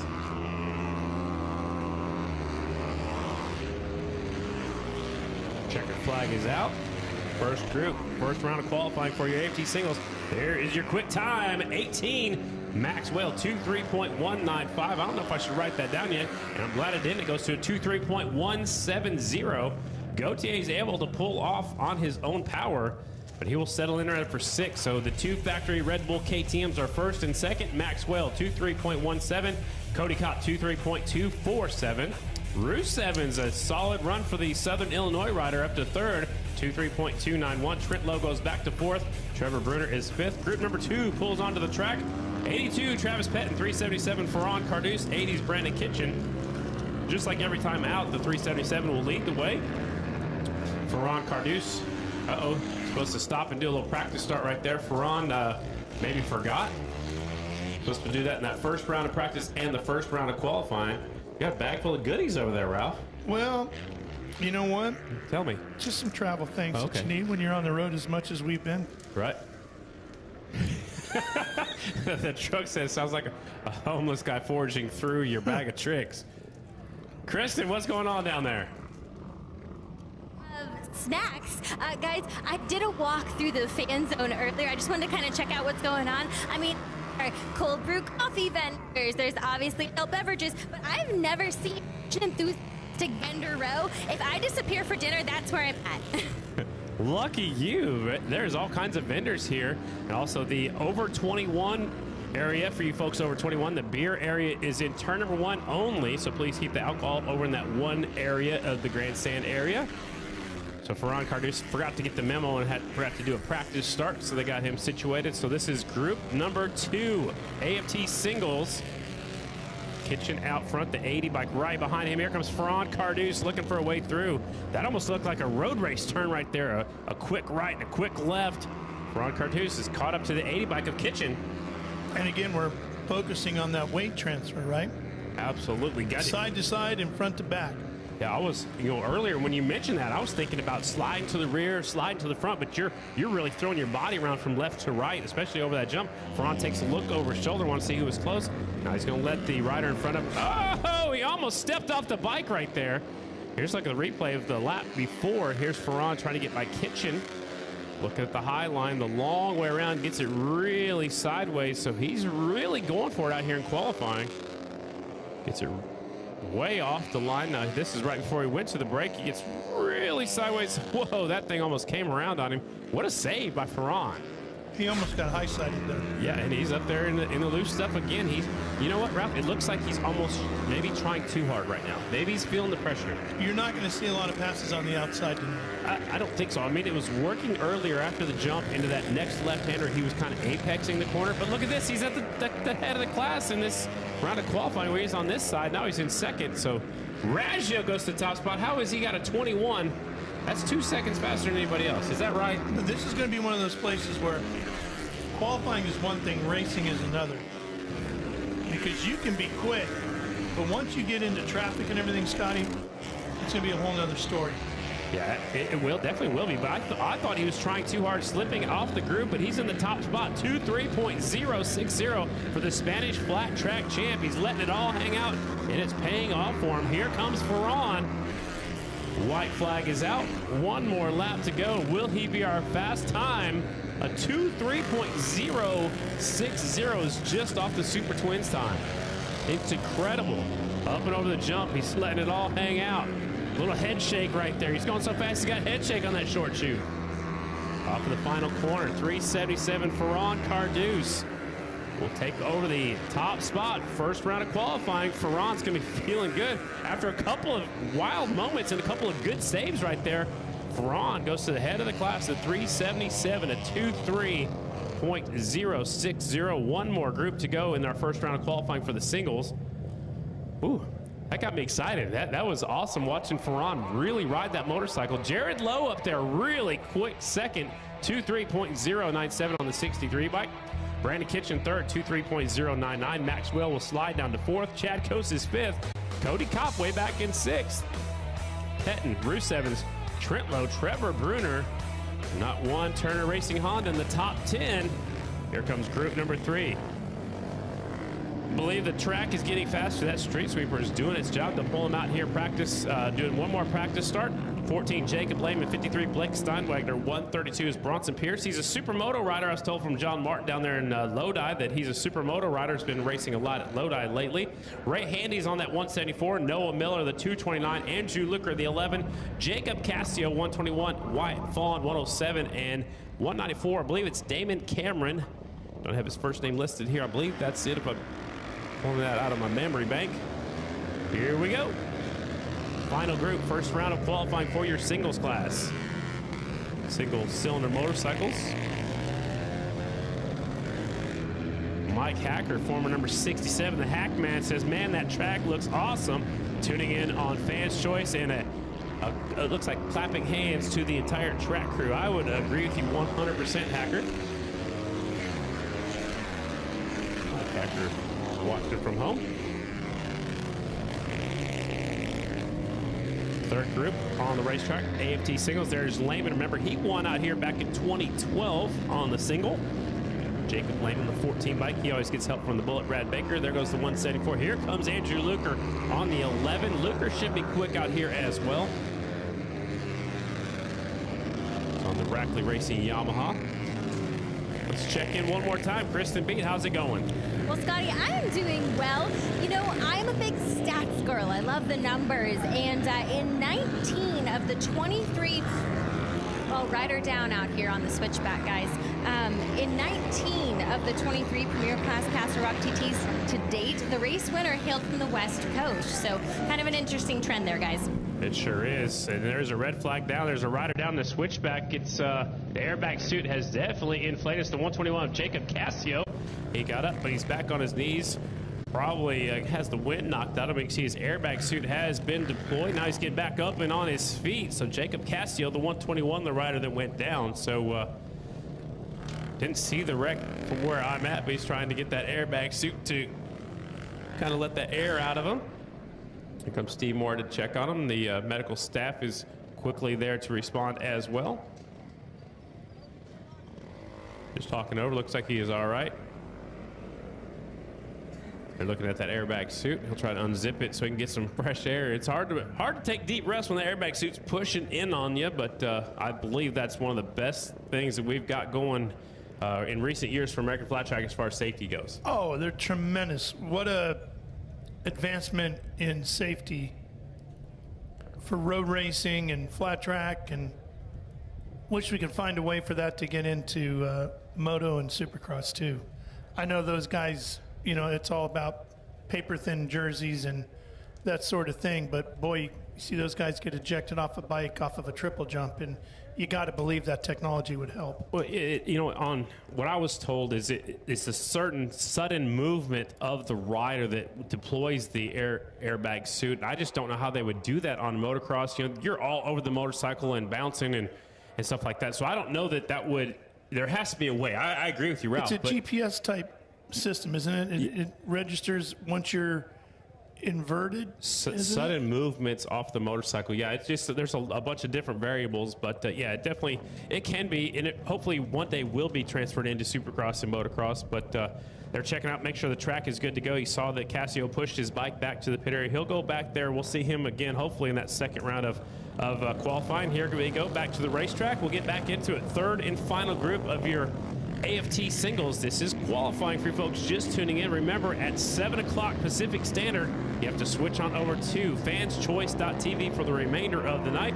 You can always catch it about a week later on FS1. Welcome all the racing action. Just three of us today. Ricky Rackman's nearby. I think he's sitting up there in that bird's nest, but he's close by, but he's still on Ricky's ride, and we'll catch up with him a little bit later on in the season. Ralph's mixing up some kind of potion over here. Little energy, man. Get some goodies going on up here. Man. Green flag is out. We were talking about, you know, good food from different racetracks. I believe we were talking about that just a couple rounds ago, and I got a text message that I didn't even mention, but we had some caramel apples from here. And they, today you did? No, not here. Not today, but last time I was here. Oh. And they were, you know, caramel apples, but they also had brown sugar. They rolled in brown sugar on top of the caramel apples. Yeah. I forgot about those, but I don't know if they're here. I have to go take a look here if I ever get a break. Luker up to 11th on the 11. Andrew Luker, the Rackley Racing Yamaha. It's pretty cool. His son's racing now. Really? Yep. He races at Lodi. That's great. Luker's, he got injured about 1 year ago. Hasn't been really racing a lot with us in American Flat Track. He's on the Rackley Racing team, who is also taking the 175 out here. And in the Super Twins class, they got the 222 of Dan Stanley and the 25 of Ben Lau. So Rackley Racing has 4 bikes racing here today up in Castle Rock, Washington. Lehman looks pretty racy. Unfortunately, he's out there in the third group, so he doesn't have anybody to really mix it up with, but he's up to 7th right now. Pretty good job. He's going to get a shot once we get into the semis here real quick. Right? Oh, another red flag's coming out. 174 is down. 174 going down. I don't see it. Ray Handy, another new name for us up here. Red flag is out, so looks like he's holding on to his left cheek. We'll go with that. How's that? Well, I'm guessing that's where he hit on the ground, right? Well, and if it comes down and it's a sudden jolt, you know, and when tracks are tacky like this, sometimes you don't slide, you just hit and you kind of thud. Yeah.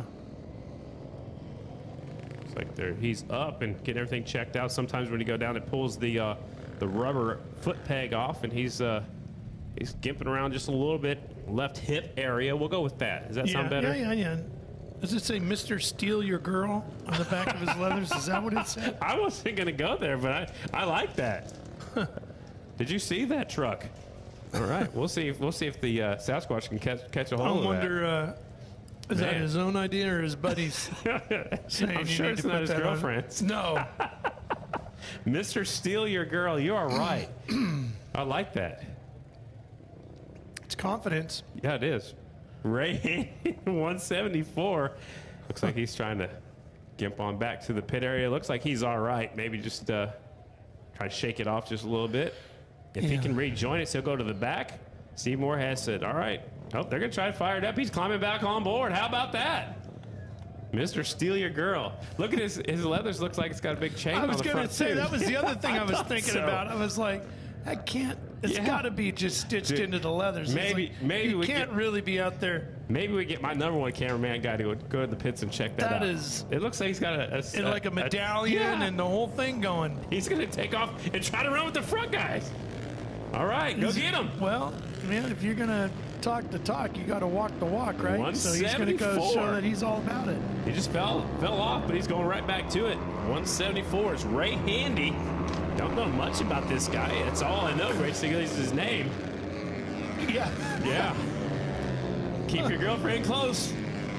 Don't go wandering loosely by his pit. The 11 trying to sneak on through. Here comes Andrew Luker squaring off the corner. Up the inside. Now he puts him on the outside of this one. Going into the final corner. He's squaring up the inside. Watch out. All right. Little preview of what we're going to see tonight. It's going to be full-on aggressive tonight. And you got to make short work of the guy in front of you if you can. That was the best thing he could do right there, Andrew Luker. He got by Handy quickly. That opened up for the clean racetrack right there. We'll watch this replay right here. You just got to pounce. You got to pounce, right? Right there. Go. But then look at this. Great job. Squaring out the corner, getting on the brakes early, and then diving up the inside. He opened the door himself, pretty much. Well, by going outside like that, he probably sucked him into trying to push him wide. Andy probably thought, well, if I go a little bit wide, I'll take him off his line. And you saw Reggie was right there ready to just come back inside of him.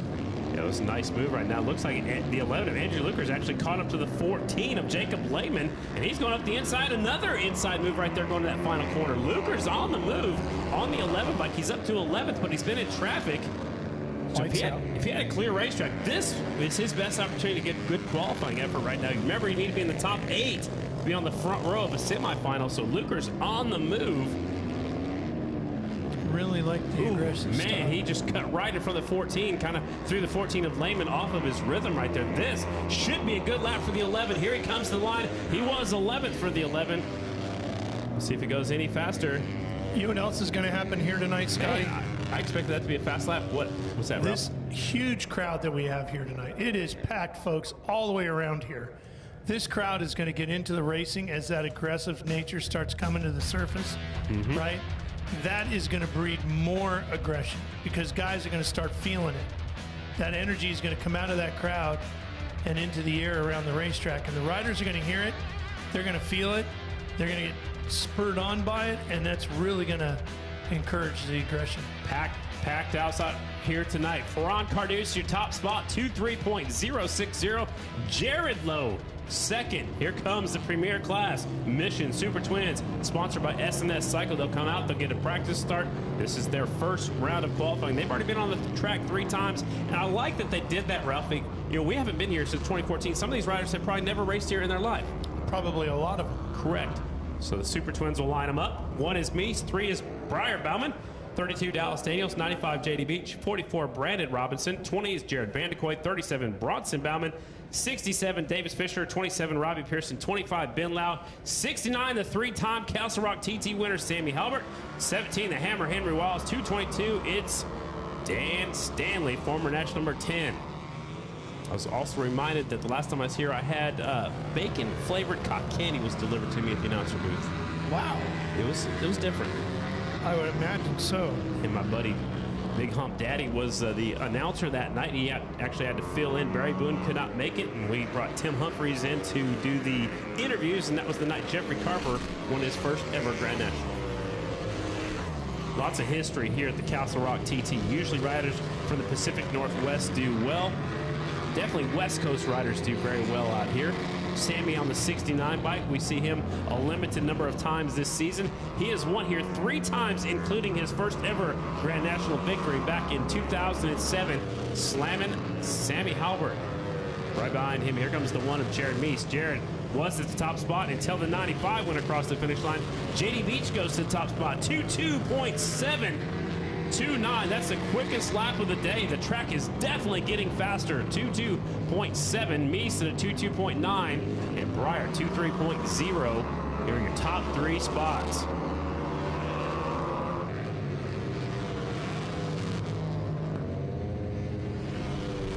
There goes Dallas and his teammate, the 95 of Beach, working their way towards the jump. Slamming Sammy Halbert from Graham, Washington up to the top 4 now, 2.3.246. He's won here 3 times. Only 2 riders have won here 3 times, and Sammy's one of them. Chuck Joyner also won here 3 times.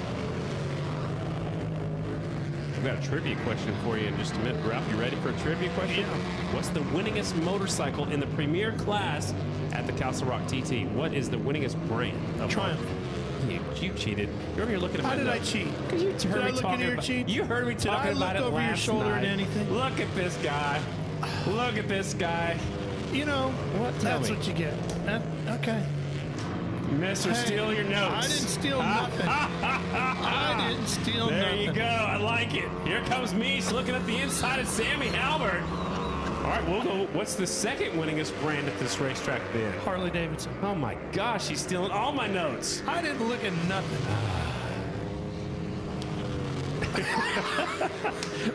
Just call me Mr. Steal Your Girlfriend. No, Mr. Steal Your Notes. Look at Meese Steal landing on your the front wheel, trying to get up the inside of the 69. Look at this battle. Sammy Halbert, the slammer and the jammer. Here comes Jiggy Dog to the checkered flag. JD Beach, once again, still at the top spot. He has been the fastest in all 3 practice sessions and fastest here in qualifying round number 1. 22.729 for Jiggy Dog. Oh, Who's on the ground? Bronson. Bronson Bauman. Uh-oh. That's the latest Motors XG 750. And the handlebars look like they're a little tweaked. And Bronson's still holding on to that left side. It looks like his left wrist, trying to shake it off. Give a thumbs up to Moorhead. He's going to walk it off. Bronson, we hope you're all right, buddy. Airbag suit definitely deployed. It seems like that's where everybody's gone down so far. Is that tight left-hander. You think it's a little slick in there, or they're just getting on the throttle too hard? Well, they were into, let's see, that's before the right-hander. So I was going to say they were dragging their pegs just a little bit. You can see the handlebars definitely tweaked backwards a little on that 37 bike. There goes the latest Motors. That's Mr. Wick, I believe, pushing the bike. Smoking Joe Copps at the back right there. He's the rider coach right there in the 37. He rode for Latest Motors for quite a few years. They'll take that XG back to the pit area. Do some work to it. That was your Mission Super Twins qualifying first round. Up next, we have some track maintenance coming up in our second round of qualifying. Don't forget the open paddock area for you fans that are here. It is from 6 until 6:50. 6 until 6:50, the pits will be open. You can come on down here and meet your favorite rider. Don't forget to stop by, check out the marketplace. AFT's got a bunch of Sammy Halbert stuff. I know Sammy's one of the most popular riders when we come up here. And so they got a bunch of Sammy Halbert stuff for sale over there. Sammy's parents have a food truck out there. They got in Vendor Row. Do they have the bacon flavored? I don't know what they got. I don't think so, because Sammy was definitely racing last time we were here, and his dad was his mechanic. So I'm not sure if the cotton candy's here or not, but we did open up a standing room only part of the grandstands. They've sold that many tickets. Wow. Here comes the Finley Flyer. Look, that's no, Brian that's Smith. Smith. That's the other number 40. Smith. That's the other number 42. The other 42, right? Well, they look, they do the same thing, ride around the scooters, and at least he's got his headphones on this time. Yeah, but they're not over his ear, so he's not hearing much. There's the Bullet Brad Baker. Moorhead's going over there, and that's the track crew. They're talking things over. We do have a little track prep scheduled for right now. Be sure to stop by and check out what's going on in Vendor Row. Again, the open paddock is from 6 until 6:50. Opening ceremonies are at 7 o'clock for you folks tuning in at home. That's when you have to switch on over to fanschoice.tv. Yes, sir. Right there. Yep. 7 times in a row, he won the Sac Mile. Yeah, he was Mr. Sacramento Mile. 7 in a row. The only one that's greater than that is Henry Wiles at 14 in a row at Peoria. Right. It's incredible how fast and it was on 3 different brands of motorcycles, if I'm not mistaken. It was. The only thing that's Harley, and Indian. Yes. The only thing that's a little different about Brian at Sac as opposed to Henry at Peoria is Peoria, TT racing in general, is a little bit more niche, right? Right. It's a little bit more of a specialized thing that if a guy is really, really good at it, he can dominate. Whereas the era when Brian was winning all those sack miles, he had so many good guys to beat each and every time. And it's a chess match, and on a mile you're wide open. A lot of mechanical issues and so many tire things wear. could go wrong. Yeah, anything can happen. So that was very impressive. And we're going back there Saturday. 1 week from tonight, we'll be at the legendary Sacramento Mile, your hometown, where you announced your first flat track race, if I'm not mistaken. Yeah. Oh, yeah. Yep. That I went to as a kid. Yes. And announced, right? That was your first place you announced the flat track race. Absolutely. And I'm not just excited for Sac. I'm excited for 3 miles coming up in the next month, right?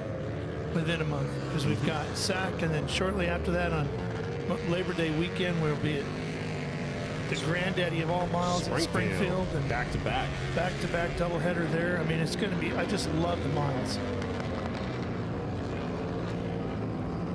Right. Yeah. Tree. Squatch in the truck there. He's having fun, isn't he? Yeah, he's giving you the business pretty good. So don't forget, there's also going to be the hard charger to $268 going to the hard charger in the production twins class. Tonight? Yep, tonight. Again. Yep. Fantastic. Some lucky, somebody, a generous fan, donated $268 to keep that going to honor Ryan Barnes. Yeah. That's great. The winner of it at the last round, which we did not announce, was actually Mikey Rush. He picked up 3 spots from his original starting spot. Several riders did that, but he won the race, so he got the hard charger. Whoa, Janish. Oh, that could have been. Man, that was close. That could have been crazy. That was pretty close right there. A lot of reasons why I should have gone to Mikey Rush last week. What a great story. Yeah, he definitely earned it for sure. Yeah, we'll take a look at this Janish getting right here. This is where everybody's been coming off the motorcycle. Looks like the bike just kind of stands up. Well, that wasn't that bad. I don't know if that was the exact same replay. It both got both of our attention up here in the booth, but coming off that tight first corner going into the infield, I think maybe it's a little bit different dirt. Maybe it's catching everybody off guard, but Janish's bike stood straight up, almost pitched him off the motorcycle. He's caught up to the back markers right here. Janish on the 33. He's catching a Jimmy McAllister on the 50 bike. Cisco's not out there, the 61. So he's got to rely on his first qualifying time. He's broke the last couple times he was out there. Kel Kochman, he's closing in. 2:3.399 on the 98 bike. Checkered flag is out. There's Big Pete, our flag man. We got a little special treat for you coming up right around opening ceremonies time. We got a little mini bike race going to be happening. Are you going to call that one? I'll do it with you. All right, well, that'll be fun. We don't know anybody's participating in it. So Janish goes to the top spot. Once again, he's been fastest in both rounds of practice and both rounds of qualifying. 2:2.992. That was his fastest lap. Track definitely getting faster, and these guys are getting it figured out too. I got to give the credit to the mechanics and to the riders both, because they're all getting faster as they get more laps, more seat time. Oh, no doubt about it. Kochman second, Texter third, Billy Ross fourth, Johnny Lewis is fifth. Singles back on the racetrack. Second and final round of qualifying. Group 1, 12, Cody Kopp, 13, Morgan Mishler, 79, Dalton Gauthier, 21, Bruner, 18 is Maxwell. And they are chasing the 377, the Spanish flat track champ Ferran Carduz. Quickest in the first round, 2:3.060. You want to talk about what you just saw, or we can't? We'll save that for later. Best we've seen Ferran all year, don't you think? Yeah, and this is a track where he should shine. This is more like what he's used to riding. Does a lot of supermoto over in Spain. It's a smaller racetrack. Everything's right here, and he looks really comfortable. Yeah, very much so. He'll be in that second group right now. Kopp is out front on the 12 bike. Had his worst finish of the season last week, but still a top 5. I mean, it's hard to be upset with the top 5, but not what he's used to. Gauthier's keeping up with him right here on the 79. Remember, Gauthier pushed his motorcycle back to the pit. Actually rode it, but he was sitting in the infield the entire time. Dalton needs a good session here. And he needs all the laps. And Meshler, remember, he had a little mechanical going on that first round of practice, so a lot happens every time they go on the track, and Dalton goes to the top spot, even faster than Ferran in the first round. Dalton Gauthier, 2:3.054. That didn't last very long. Kopp to the top spot. I think as the rubber gets down, it's cooling off a little bit outside. And again, making changes to these motorcycles, they're all getting a little bit faster every time they go out there. 23.038 for Cody Kopp. That slides Ferran all the way back to third.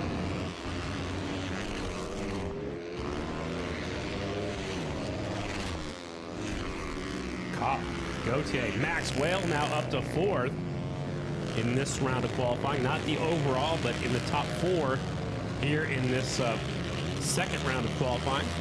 3 groups of singles riders, 28 total riders. Only the fastest 16 will qualify to the main. The way you finish up qualifying will give you your starting spots in your semifinal. Kopp really flicked the back end into turn number 1. Kopp just gets into the 22. Oh, man! He landed hard off the jump right there and had to hang on to it. He gets out of the way. That definitely screwed him up right there, but he gets into the 22 second range. 22.966. Watch this over the jump. He gets the wheels caught sideways. The good thing he did was left that throttle pinned right there to help pull him out of there, but he pulls out of the way in that next corner. Man. Kopp. Man, he did it again on that jump. Not quite as dramatic as the last time. Kopp at 22.966. Gautier 23.054 as they come to the checkered flags. Kopp at the top spot. I'm not sure if I should write that down yet because Ferran hasn't came back out yet. Kopp goes back to the pit area, taking Brunner with him. Cody Kopp 22.966. So all 3 classes now in the 22 second range. 22.966. Roos Evans 23.036. Dalton Gautier 23.054. Brunner 23.056. Maxwell 23.081. Look at that. Within like 0.2 of a second between the top 5. That is incredible. Look at that. 22.9 to 23.0. Deep fields. Very solid, very strong riders. That means anybody can win. Oh, yeah. Group 2 on the track. Keep your eyes on the 377. This time, Travis Pettin doesn't let him go out first. He came out wide open. 82, Travis Pettin trying to lead. He wants to see what Ferran Cardus is doing on the 377. 80 is Kitchen. 63, Jared Lowe. 49, Kos. Pettin gets it really sideways right there. Ferran not able to make the pass. He squares him up, coming around the jump. Ooh, man, he almost landed in that loose dirt. That could have been scary. Scotty, I didn't walk over to the front straightaway. That wall over there on the front straightaway, is that boards? Yeah, it's plywood. Plywood, okay. It looks like there's a guardrail on this side of it, on the grandstand side, but there's plywood up against it, yes. Yeah, and I was just wondering, because, boy, these guys are getting way, way out there, and they're going to be scraping pegs along that thing real soon, because they are running. Man, that's what I was worried about right there. Ferran landing in those marbles right there. That's not going to be too friendly. I think they need to take the street sweeper a little bit wider off the landing of the jump. But look how far out they're coming to that wall. Well, Ferran's, yeah, they are all. Well, they're going to be bouncing off that before the end of the night. You carry the momentum off that final corner up to the wall, yes. And if that wall wasn't there, they'd probably keep going further. Oh, yeah. Give a racer every inch they take it. Right? Exactly. Well, we had some friends hit us up on Twitter. I think Brad Doty was one that pointed it out at Port Royal. They're bouncing off the front straightaway. They were scraping the pegs on the wall there at Port Royal, pegs, for sure. Handlebars. And, I think you mentioned specifically Vandekoy was definitely doing it lap after lap. Shorten those and handlebars up. Brad Doty, sprint car driver, watching some American flat track. I love that. I was just with Brad at the Knoxville Nationals earlier this week, and we were talking about flat track racing as a lot of the guys were, because, you know, racers appreciate good racers, right? And so there's a lot of similarities, not when it comes to the TTs, but you talk about half mile, short tracks, and mile racing. There's a lot of similarities between sprint car racing and flat track. It's basically sprint car racing on 2 wheels in a lot of ways. And they love watching these guys, and they're big fans of it and very supportive of everything they do. So they pay attention to what these guys are doing. Well, and of course, a guy like Steve Moorhead did both and did both very well. Moorhead rode flat track for many years and was a winged sprint car racer. Sure was. We'll take a look back at a replay just a moment ago. We'll take a look at Ferran's feet and see what he's doing right here. So his right foot is off to the right side, and here he comes over the jump, letting it all hang out. The right foot kind of was hanging backwards, and now he finally straightens it out. So he was letting it hang out backwards over the jump. So a little bit different style, maybe. He had so much body English. He was totally hanging off the right side of that motorcycle as he went off that jump. Yeah, and you know what? He's letting it all hang out. He feels at home. You can just tell by watching him ride. He feels like this is his night. And he's fourth in this second round. He's fourth overall. Good enough for a front row of tonight's semifinals, and that's what's important. At the last lap, the last second, the 80 by Kitchen goes to our top spot. Good thing I didn't write it down yet. Kitchen, a 22.952, the last lap for the 80 bike. Goes to our fast time. Cody Kopp goes back to second. This is only the second round, so it's not combined just yet, what we're looking at right here in front of us.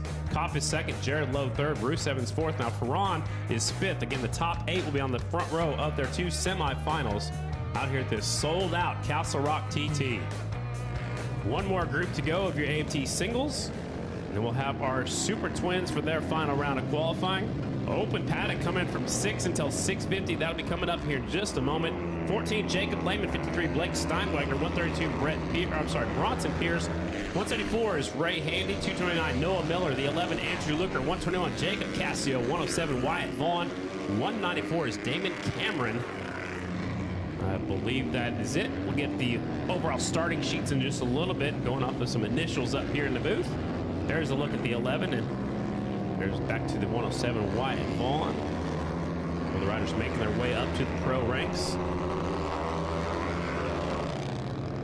Yeah, getting observation, and we were talking about it earlier today, Ralph, or just a few moments ago, that the Hondas are struggling a little bit. Husqvarna, KTM, there's a Honda in third and fourth. Ron's on a Honda too, but the Turner Hondas are off the pace just a little bit. 6th, 11th, and where's the 106? He's back in 13th. So the Honda boys pitted right outside this door, maybe on the struggle bus a little bit, maybe haven't quite caught up to the racetrack. So they'll be making some changes. They'll be thrashing during our hour break, or 50-minute break, I should say. Again, for you folks that are here, 6 to 6:50 open paddock area. We're taking a look at the 11 of Luker. Luker's been fastest in the this third group the last couple of times out. He's up to 9th. Now make that 8th. Andrew Luker up to 8th. Reaches up, down shifts. Ooh, gets a little sideways. Got to flick it back and to the right over the jump. Gets by Steinwagner. Now he goes into what normally is short track 3 and 4. A little different shot. I like that. You see a little bit more of the racetrack right there. Just got a glimpse of it. Luker was 8th after that last lap. See if he moves up at all. Nope, still stays in the 8th here in this second round of qualifying. He's got traffic in front of him. Lehman out front, the 14 bike. There's Luker on the 11. He gets in a little bit wide, going into that corner. Looked like he landed off the jump a little bit different that time.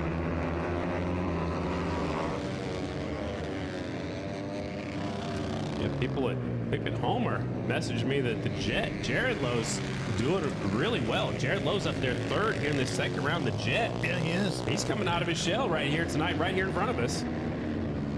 A couple of people hitting us up. Tommy Newman watching at home says he's never seen the track this fast. Going to be some great racing tonight as the white flag comes out. Tom Duma, the official jeweler of American Flat Track, TDFJ. And the track looks fun. Yeah, Tom's a great guy, isn't he? He sure is.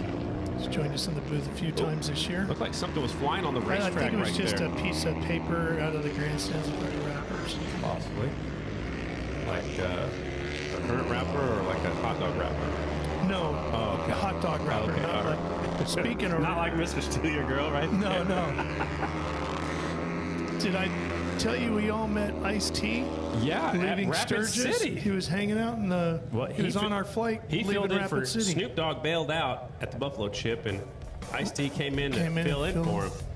There it is. Super nice guy. Second round of qualifying. Brandon Kitchen has the top spot, 22.952. That was faster than the first round, so he'll be our overall quick time. Brandon Kitchen, that's the Vance and Hines Husqvarna, the only Husky out there at the top spot. How impressive is that, Ralph? Hey, man.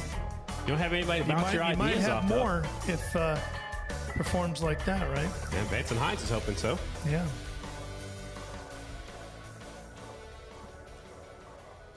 Let's check in one more time. Krista B., what do you think of this racetrack so far? Guys, if you are curious about this gray pond on the infield of the Castle Rock TT, well, back in 1980, Mount St. Helens, 35 miles away, erupted, covering the Castle Rock TT track with 10 feet of volcanic ash. And now here infield on this track today, a reminder of that devastation. All of this gray area behind me is actually volcanic ash from that Mount St. Helens eruption. That's cool. You know, that is so amazing what the Mount St. Helens did so many years ago. And you talked about it. You know, covered the racetrack completely. The Super Twins roll out onto the racetrack, their final round of qualifying. The most amazing stat I heard when we were up there checking out Mount St. Helens yesterday was they said so much ash came out of that volcano that it would cover all of Manhattan, the entire island, 400 feet deep. Yeah, think about that. Incredible. I can't fathom that. No. That's just incredible. And then the size of the things that was shooting out of there. We saw one. It looked like boulders. It looked like a boulder. Yeah. Final round of qualifying. Mission Super Twins sponsored by S&S Cycle. Who's it going to be? Right now it's been JD Beach for the 3 rounds of practice. He was quickest in qualifying, a 22.729 that first round. Can anybody top that? The 95, originally from Washington. What I like watching JD do, the bike control is incredible by JD Beach. He really is able to, maybe we'll find him on camera here and we'll be able to follow him around. Is this them coming here? Yeah, that's the 2. Yeah, there's Daniels, there's me, so JD should be next. There he is. All right, let's follow JD. Watch how tight he keeps it down here through this 1 and 2 complex. Look at that. Right down on that button. Nobody's getting up inside there without banging their way past. Well, on the Insta360 camera, we saw how deep he went in there, and then he lifted his foot up downshift and put his foot right back down. So he's doing things a little bit different than anybody else. And that's probably seat time from racing at this racetrack. Absolutely. Well, and all of his road racing that he's done over the years and everything else, right? And try to keep these 2 wheels in line right here as much as you can. There's the downshift. He looks over his shoulder. You're always looking further ahead up the track so you can see him. Not even looking right in front of him. He's already looking at the jump before he even got there. Oh, he's a turn away. Yeah, he's next turn, right? Yeah. Impressive. But he really makes it very difficult to give you a line. That was his quickest lap of the day, quickest lap of anybody, a 22.702 last time by. That one looked even faster, and it is a 22.48 for JD Beach. Incredible. Wow, Sammy's moving up there to 5th. Sammy Halbert up to 5th on the 69. I'll tell you what's going to be fun is the start for every one of the races tonight, because they're all going to go flying down to that first corner. They're going to root and gouge their way, because they all know you're going to have to make up ground in that first 2 corners. Here's a couple of guys that have a lot of flavor out here. There's a 222 Dan Stanley right behind him. Davis Fisher, Stanley from Washington, Davis Fisher from nearby Oregon. Both of them grew up racing here. Stanley hasn't raced since, I think, 2009. Yeah. He reaches up downshifts, and Davis goes off the racing surface right here, and he'll get out of the way. Actually, he's going to, now he lets a couple other riders go on by. So Stanley doing what he can on the 222. He's running the 222 because that was his dad's novice number. He used to be national number 10. He actually rode my bike after I retired a few times. They call him. I only retired once. I only picked on you once, by the way. I'm just pointing out so the fact far. that Tree, well, that's true. It's early in the day. It is early. Tree's been on you pretty good. Well, he was hanging out with his relatives yesterday. He feels at home, I guess. 25, Ben Lau. He's also riding for Rackley Racing. He's teammates with the 222 of Dan Stanley. Moved up to the Premier Class about 3 races ago. Ben Lau up there in the 11th spot. So JD Beach will be our fast time. He's fastest every time he came on the racetrack. He got faster. A 22.484. That is bad news for everybody else. JD Beach will be our overall quick time. Will be on the pole of semi-final number 1. Briar Bauman at 22.784. Jared Meese 22.791. Look at all of them in the 22-second range. The top 5. 22-second range. Dallas Daniels is 4th. Jared Vandekoy 5th. Wiles is 6th. That's the right here in this second round. That's it for the on-track activity. The pits will be open right now from 6 until 6:50. If you're at home, it's time to switch on over to fanschoice.tv. Opening ceremonies is at 7 o'clock. Look at all the folks are here. Beautiful sights right here. We went on some sightseeing yesterday. Yeah, a little excursion, a little family excursion. Dad took us out for some Squatch fun. on the far right there. I'm on the left. Yeah. Todd, there's Ralph. Ralph, you found some shorts. What do you mean found some shorts? I've seen you in shorts before. Look at that. There's Mount St. Helens. Of course, when you show up, there's clouds, just like when you went to Mount Rushmore. Mount Rushmore. Oh my God. Beautiful sights. We had some fun sightseeing Mount St. Helens yesterday afternoon. There's the tree. That is our producer, Brad Jones. Do we have a picture of him with the family shot that he had? Oh, man. All right, we're going to take a break. If you're here with us, the pits are open from 6 until 6:50. Opening ceremonies at 7. Don't forget to switch on over to fanschoice.tv for the rest of the night. We are here at the Parks Unlimited Castle Rock TT. It's Progressive American Flat Track. We'll be back at 7 o'clock Pacific time for opening ceremonies. It's going to be a good one tonight. Stay tuned on fanschoice.tv.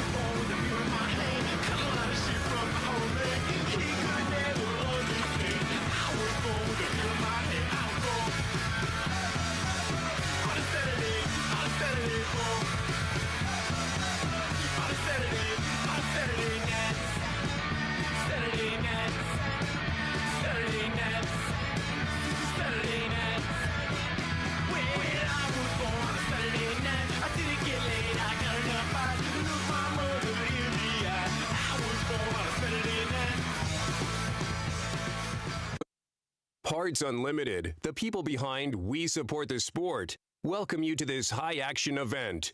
We are proud to join with race fans everywhere in working to ensure that our sport gets bigger and more exciting each season.